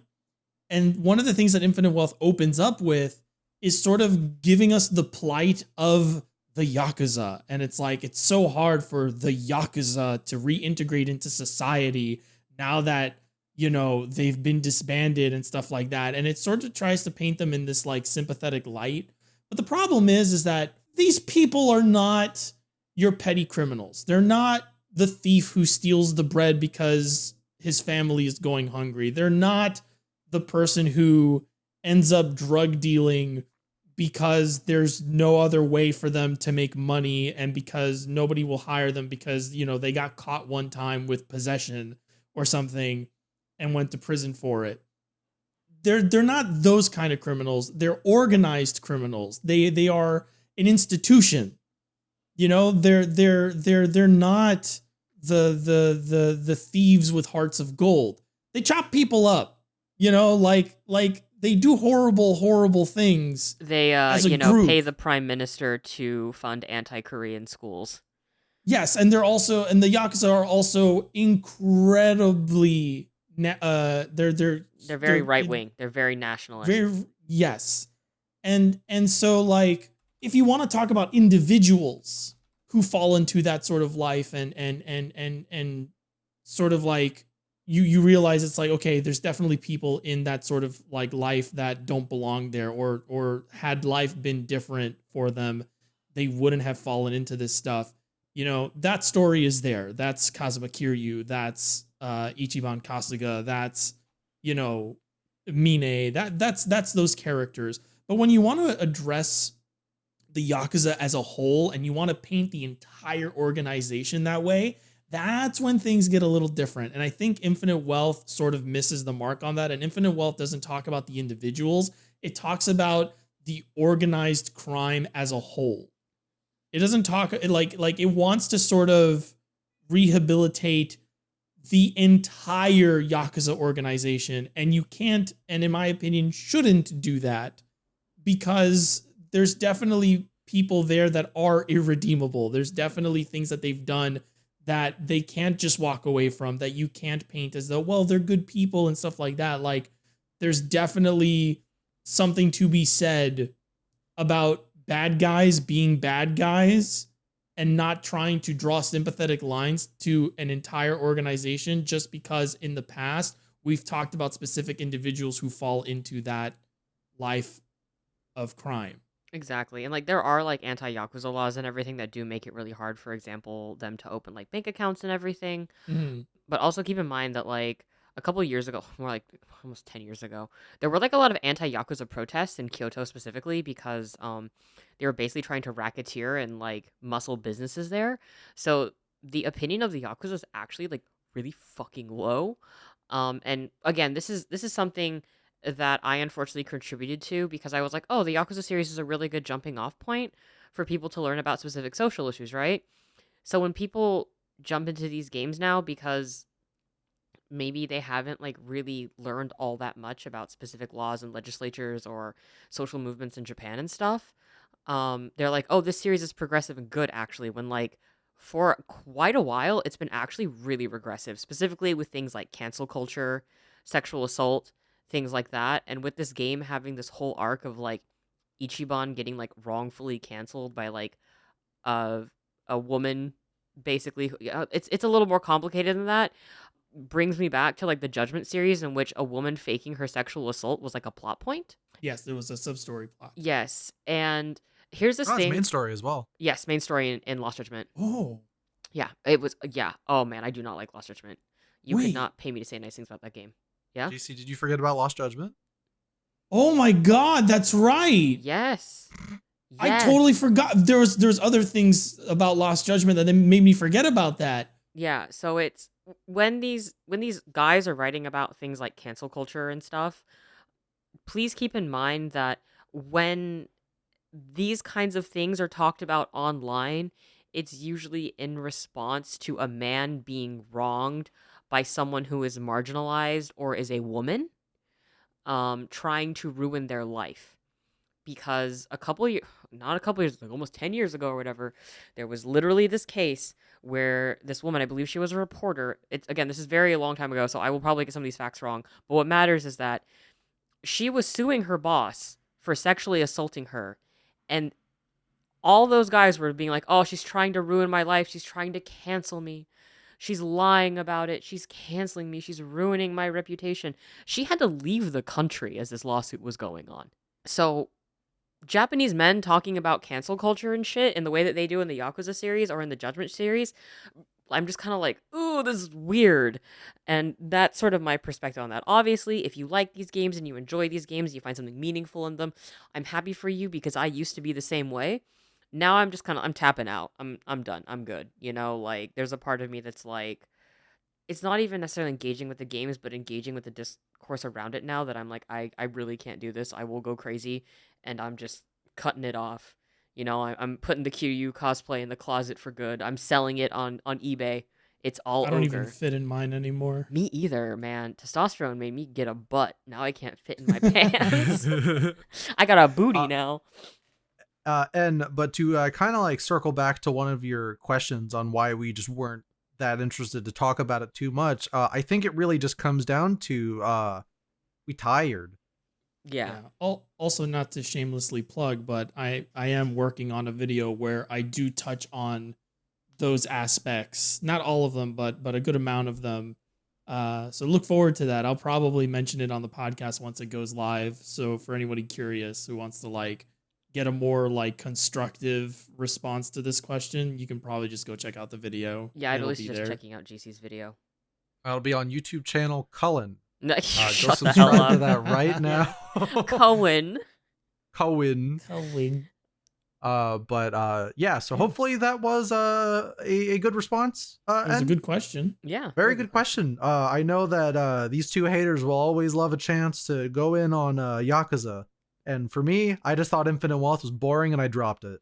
I want to be clear that I enjoyed Infinite Wealth enough despite the problems that I had with it, and I'm still a fan of the series. I'm just I'm kind of teetering on the edge here. After But, Lost Judgment, know. it I don't even know why Lost Judgment was just really bad in my opinion, really unforgivably bad. It was frustrating. I cannot wait for a couple months down the road where I finally have the time to just go back to Shitburger and finish my plate up, and then we can just go back in on this again. Yes. Sure. Yeah. Yeah, again, thank you so much, N.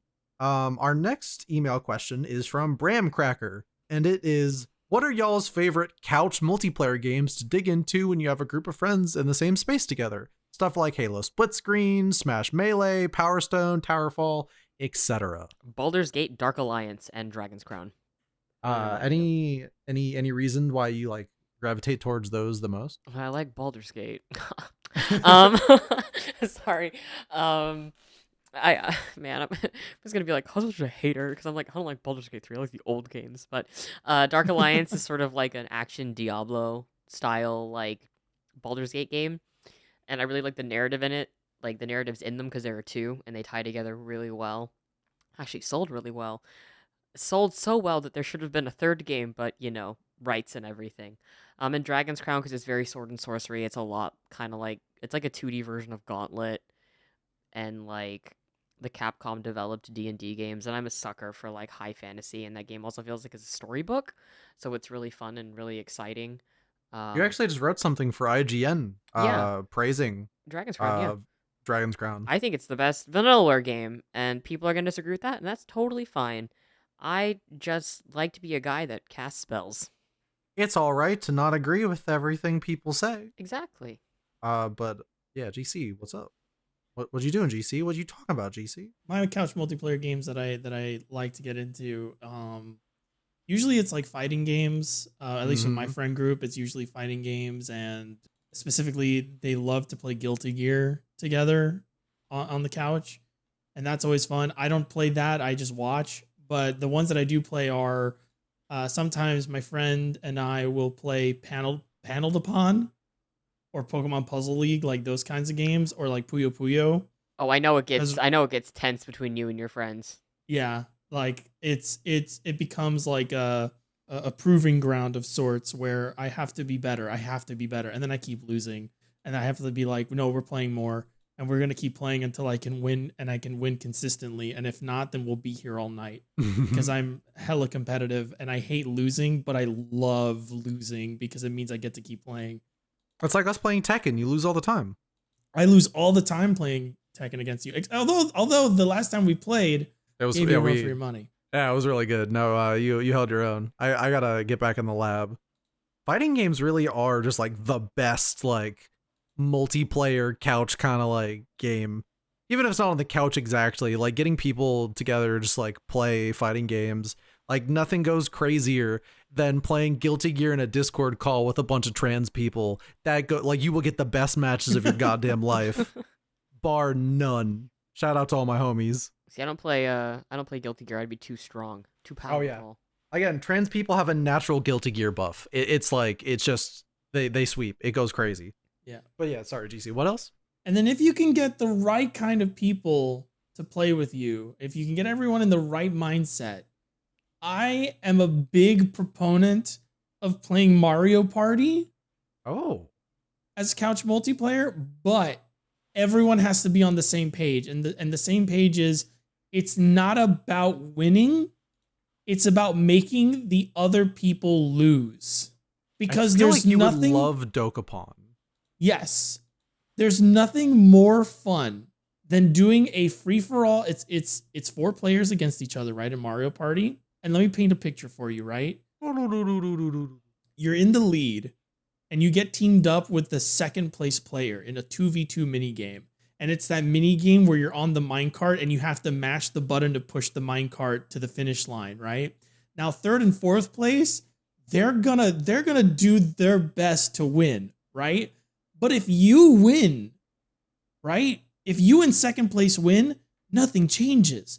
And even worse, second place now has more coins to buy stars to threaten your first place. So what do? You put down the controller and you force second place to mash the button harder than they've ever mashed before to beat 2 other players who are about to overtake them in the minecart minigame. And those mind games and that like social engineering that is occurring, to me, is where Mario Kart is at its Mario Party is at its best. And that's how you should play Mario Party. And once everyone's on the same page, where it's like, I don't care if I win. Like, I don't care if I win. I just know that you're in first place and my goal is to remove you from it however I can. Mario Party becomes so much fun. I highly recommend it. Don't become competitive with Mario Party. Become chaotic with Mario Party. God, you would love Dokapon. Just imagine that kind of energy, but an RPG on a big like world map. I've played Dokapon. I've never played it with people who understood that. I was about to say like we should totally hop on because of like the spring sale, but it's only on sale for $35 and that is Jeez. steep. Ooh. That's a lot for an old party game. Oh yeah. Wait, speaking of fighting games and party games, what about Undernight, whatever it is? I don't want to talk about that No, I'll harp on it real quick. I do want to talk about it. For those of you who don't know, Humble had some oopsie doopsie fuck up where they were giving out codes of the recently released Undernight 2 for like $10. That's a $50 like fighting game that came out like a month ago. People thought it was just some promotion, but they started like refunding people who like didn't get their code in time. Because like the first wave of codes sold out like really fast. I was able to get one, thankfully, and I didn't. I'm really glad because I didn't have to spend $50 on one of the worst fighting game PC ports I have ever played in my goddamn life. To what is essentially just Undernight again, and Undernight is good. I love playing Undernight. It's a very fun game. I remember running matches and sets on that with like back in Anime Club in college on PS3. Anime Club? Yeah. Oh. You were in the anime club. I needed friends. There, like I went to a college in a town called fucking Farmville. The Walmart was the nicest building in the entire town, and I had to take a bus to get to it for like 15 minutes, and it still sucked. Like, you take what you can get. Yeah, I was a skater kid, so I skateboarded with my friends. When I say see you later, kid. Oh, damn. Yeah. But like I went to college, like I didn't grow up in this town. I like moved there for a year in freshman year, and I like had to get all new friends because I was the only one who went there to this place. So I joined anime club. Oh, you're a little Because baby. this little baby won like Ultimax tournaments at anime club. He like cleaned house. All right, I'm not a little baby. I'm a big boy. But yeah, Under Night 2. Don't spend $50 on this game. I would argue it's like in its current state, and maybe even after it gets fixed up, it's barely worth 10. It's super disappointing. I did not enjoy my time with it. The first time I booted up the PC port, it hard locked my my monitor to 52 FPS until I restarted my PC. So big dumb bad port. All right, next question. I mean, I didn't give my ideal couch. Oh, I thought okay, that was okay. your fighting game speech. No. I'm so sorry. No, I'm it's so not. sorry. It's whatever. What are your couch multiplayer games then? Kirby Air Ride City Trial. Oh, you're so right. Yep. I was like, I have such a different answer than everybody, but it's the right answer, and it always is, and it will forever be right. But fucking, if you did not grow up with a copy of Kirby Air Ride and having sleepovers every weekend where you would role play in City Trial, you did not have a fucking childhood. That was the most banger shit. I have always in my like mind's eye had this idea of like a YouTube show or like a video podcast or something where I get like a content creator in or someone like influential, and we sit on a couch and we just play City Trial and we shoot the shit. It's always been like a dream of mine. 5 years just, down like, the line. Yeah, like one day when I finally blow up, I'm gonna start like flying people in, just do like City Trial. It is baffling that Nintendo is just not brought Kirby Air Ride back. They're wildin' for that one. But in all fairness, only one mode was really good, and it was City Trial. Kazuma, did you ever play Kirby Air Ride? I don't play Kirby games. Okay, but Air Ride's like that's different. Yeah, but I don't play Kirby games. All right, well, I'll explain what Kirby Air Ride is to all of the little stinkers listening, including Kazuma. Yeah, so on the surface, what they're selling you is the idea of a racing game where you play in little like stars, and there's a bunch of different like vehicles you get to drive, and The air rides.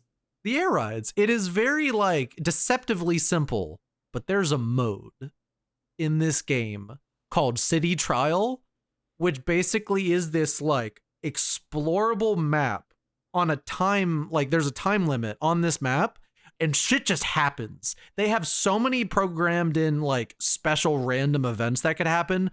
Meteors are coming down and they're like fucking you up, and like your vehicles could just randomly speed up or like slow down, or like you're like, and you have like I think like 5 to 10 minutes to just like get a vehicle, get as many power-ups and stat increases as you can on this vehicle before the time ends up, and then you have to do an event. It could be a boss battle, it could be a race, it could be like a gliding challenge, and you won't figure this out until like the very end.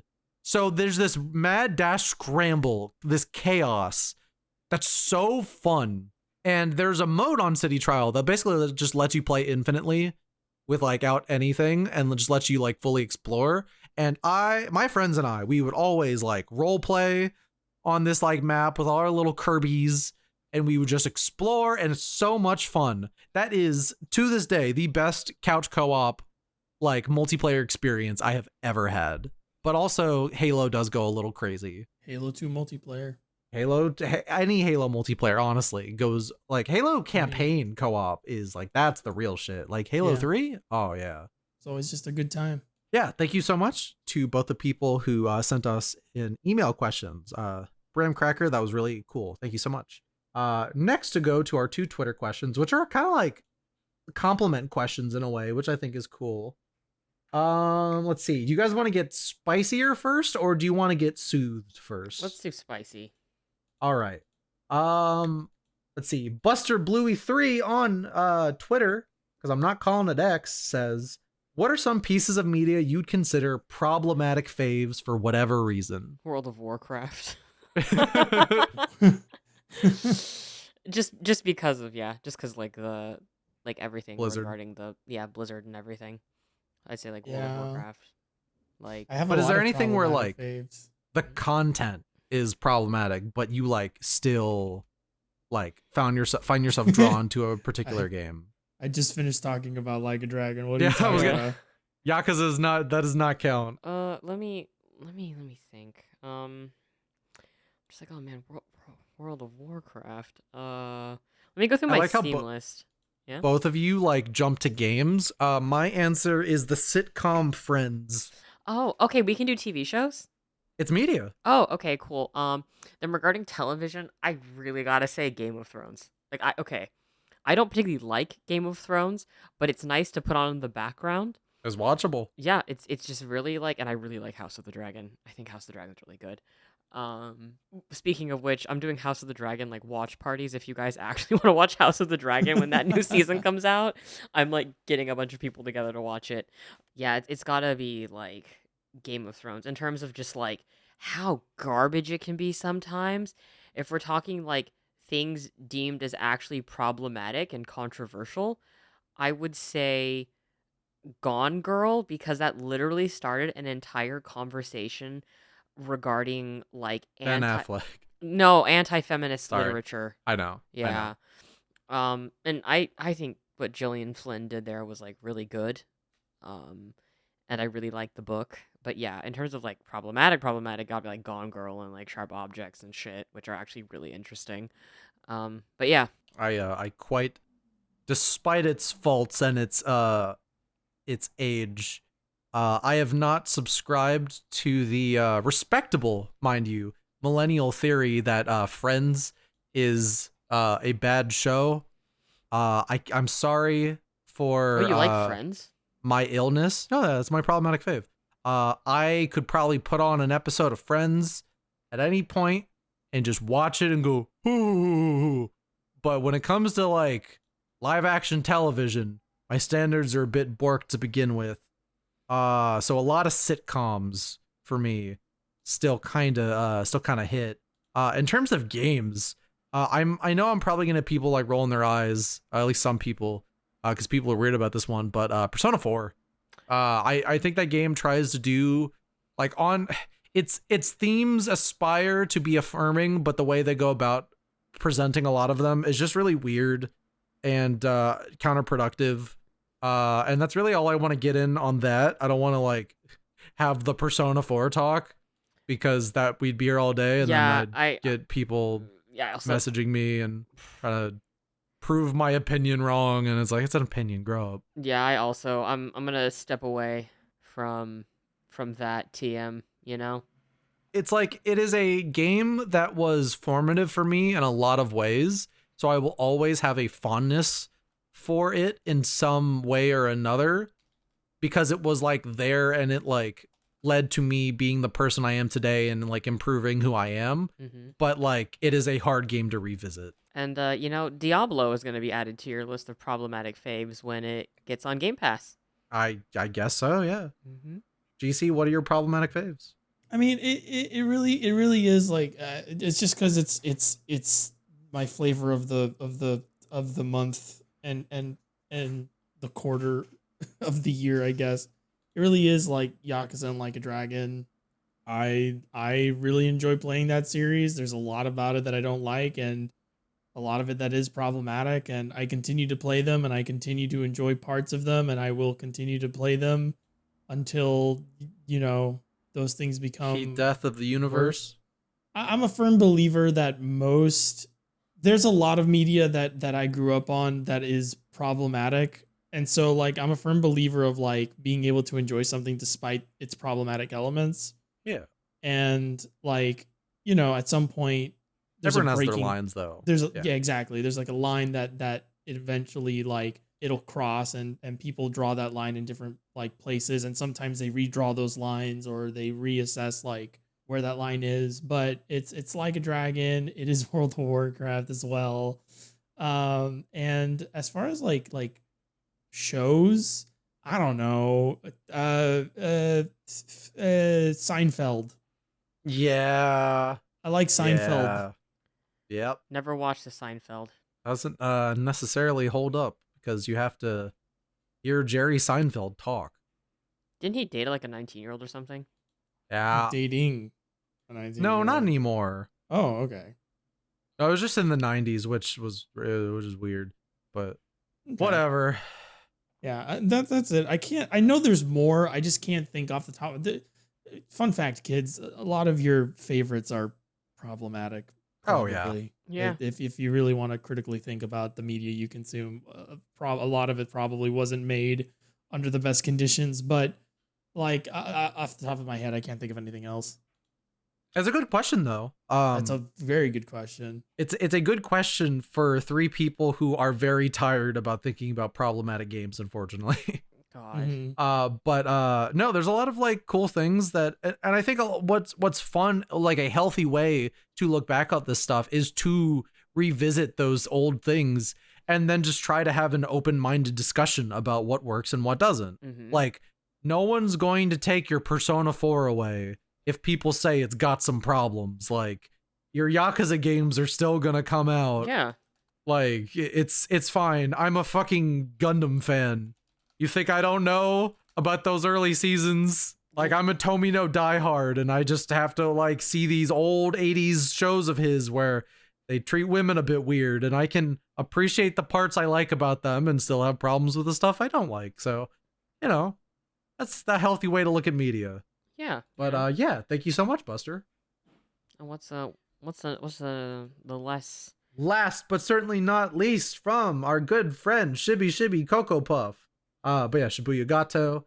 What's your comfort media? Stuff that you always find yourself coming back to because you enjoy it that much. And I do want to say, shout out to Shibuya Gato. We partied with him hard at MAG. He's a real one. He's going to be working on editing some videos of mine soon to help me escape my writer's block. Maybe. So, fuck yeah. Maybe I will get to meet these people. Maybe at some tonight. point. I don't know. Yep.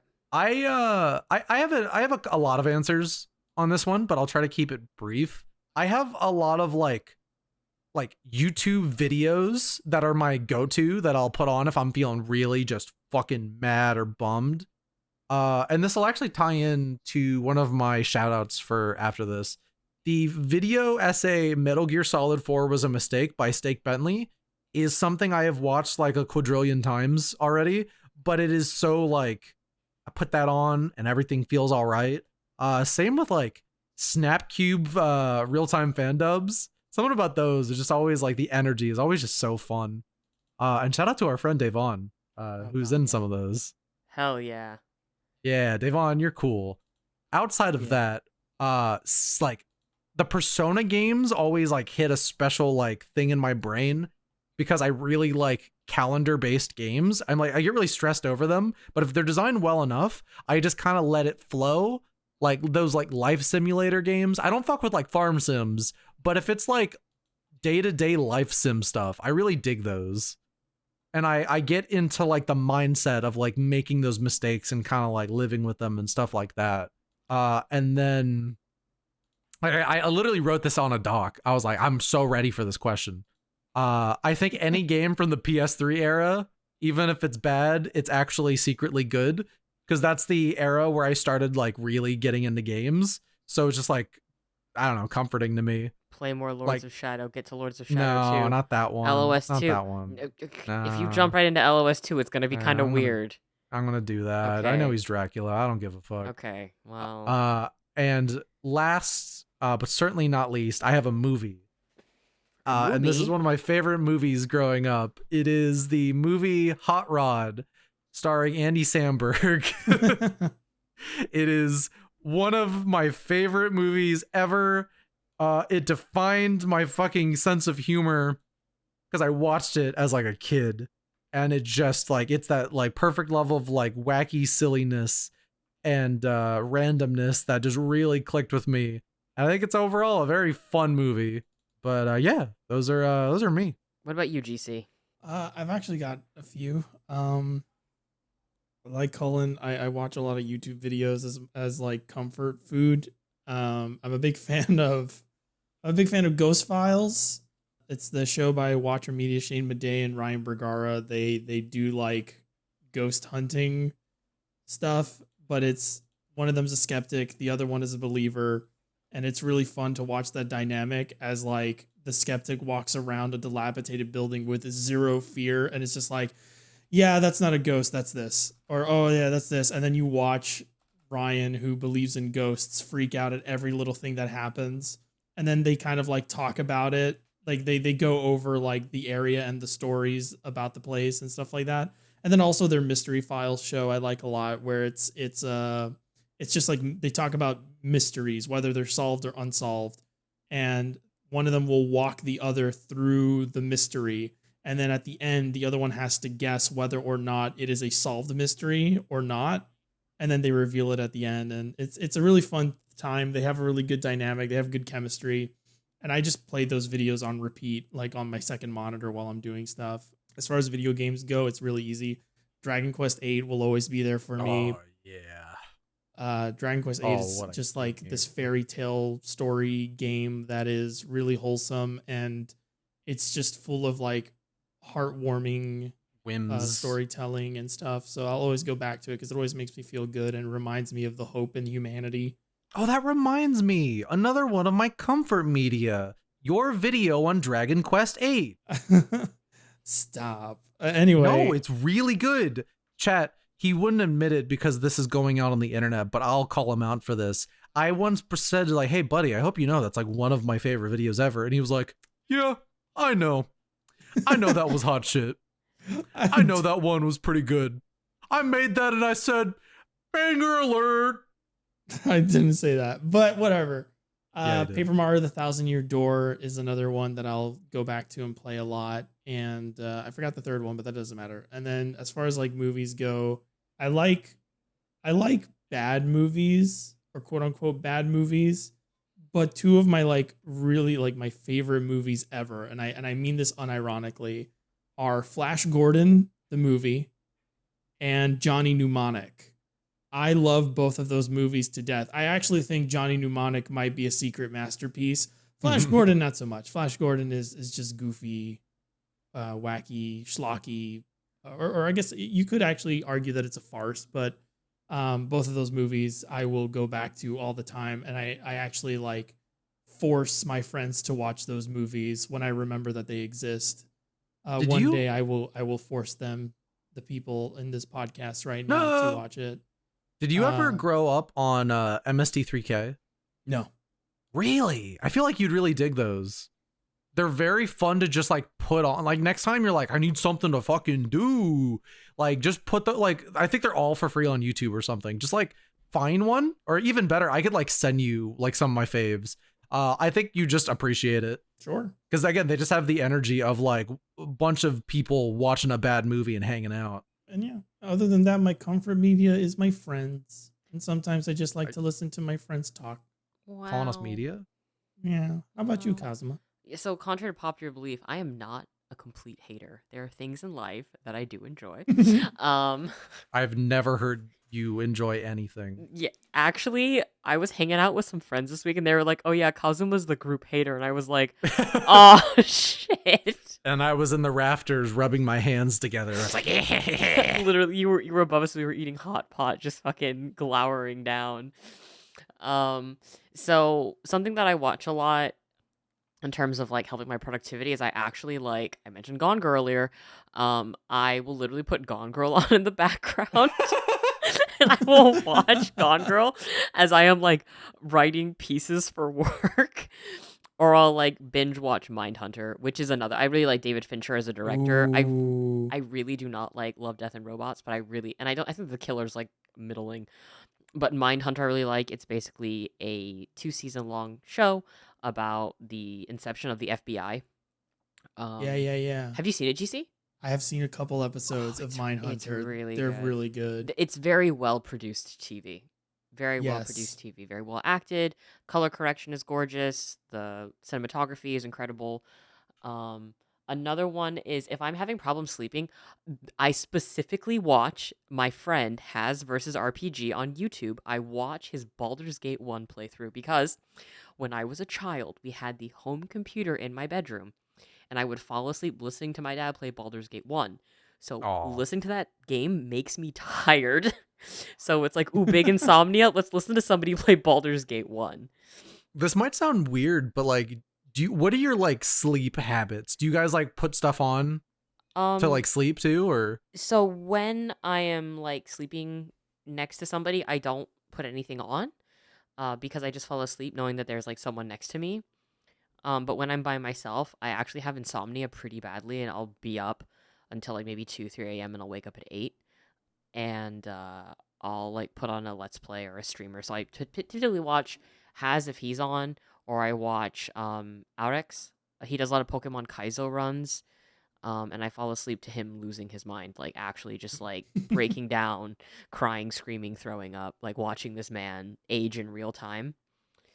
GC, are you a need to listen to stuff to sleep kind of guy, or do you just go raw?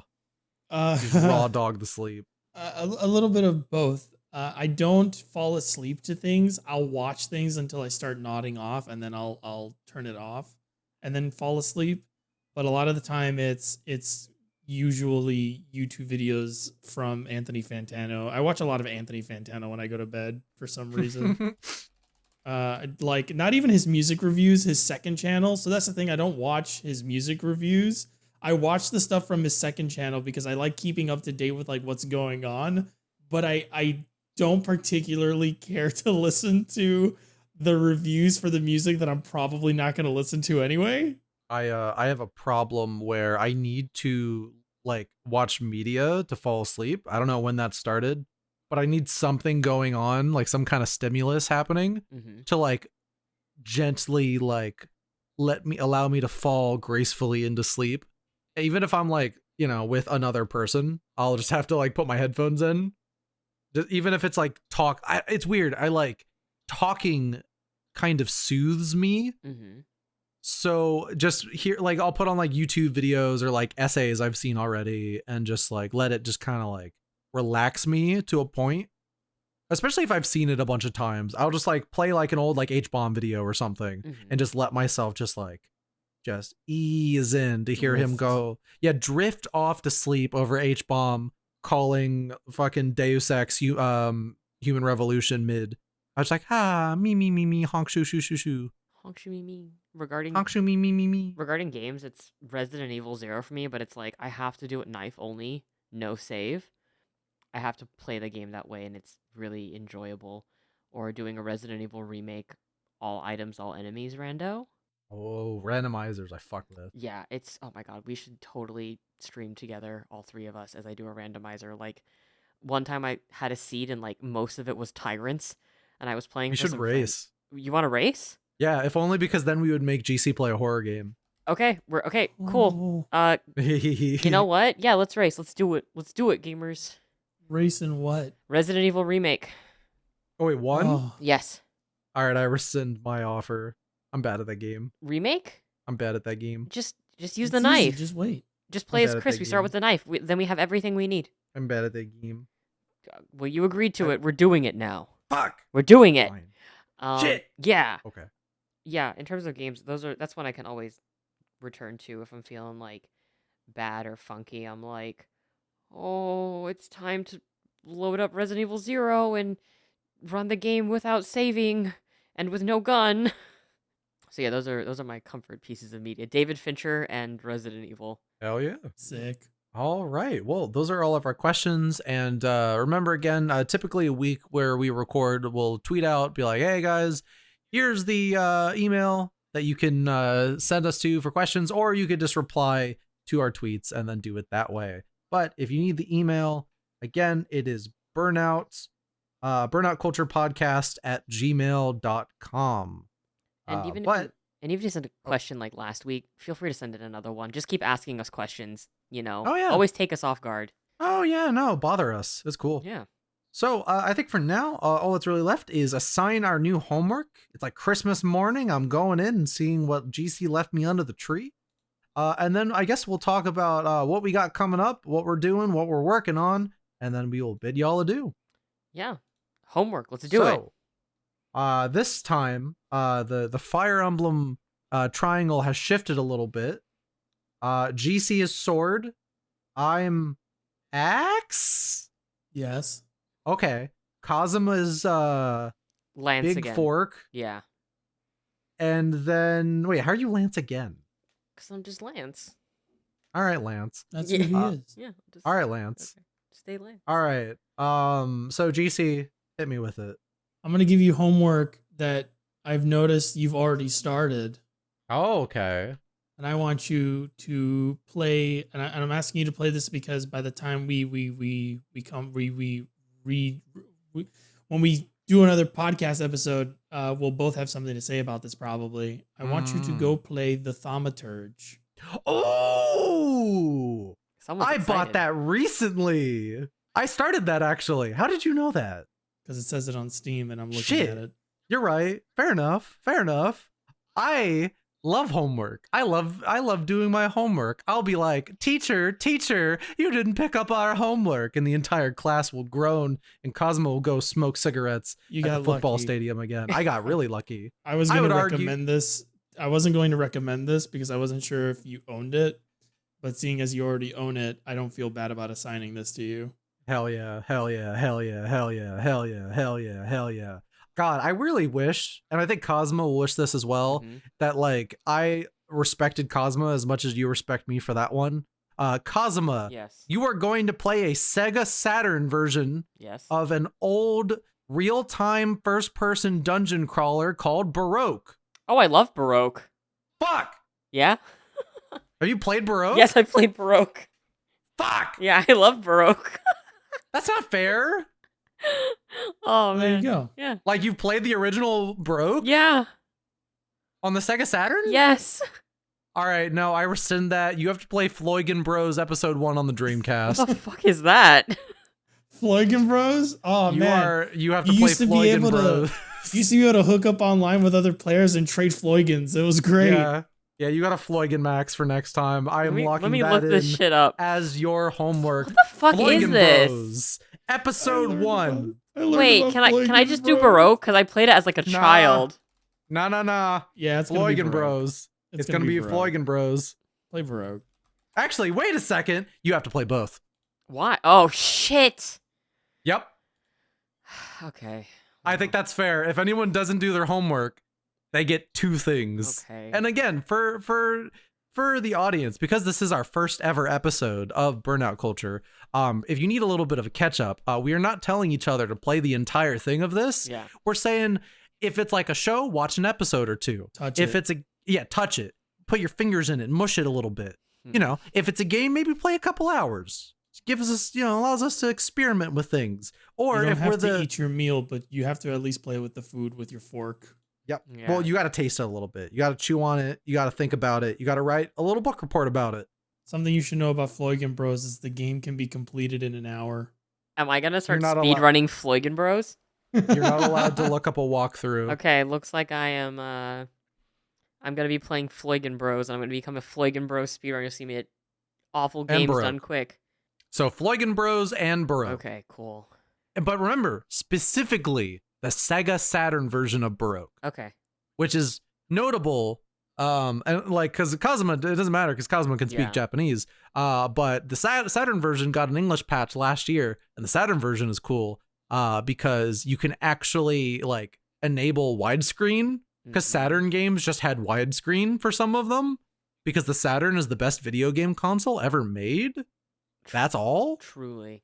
The Saturn's amazing. Panzer Dragoon Saga is the best game ever made. True. Unchallenged. Continue, Kazuma. So, GC, I have some homework for you, Oh, yeah? and it involves playing games with other people. Oh? I want you to download Lineage 2. Oh. You're going to be playing one of the hardest MMOs I've ever played in my life.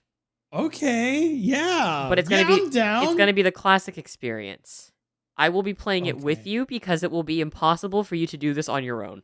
Okay. That sounds I'll good. send you a link to everything because it's gonna be on a private server because like L2 Classic normal is like full of pay to win and pay to progress shit. So Oh, okay. I'll send it to you. So yeah, we're gonna be playing it. Cullen, you're welcome to join us too. You will not I'm like good. it. Yeah, yeah, no. yeah. You will not like it. I know what I'm about. Yeah. So I gotta play you gotta play a good game. You gotta play a real good But game. Yeah. that's our homework. Yeah, it's our homework. We'll give all of you wonderful viewers a little bit of book reports when we come back in 2 weeks. But yeah, what do you guys like? What are you guys working on? What do you guys got to do? I can't say anything. Yeah, Kazuma I can't say anything. I gotta shut the fuck up because all of my jobs Kazuma- are under NDA. Yeah, Kazuma and I have to shut up about a particular thing. But I am personally, I gotta play more Unicorn Overlord. Godspeed, gamer. GC, how's that steak? I'm editing my video. Snake's delicious, thank you. I'm editing my video for Infinite Wealth. After that, I'll be working on a video for Dragon Quest Monsters Joker 1 and 2.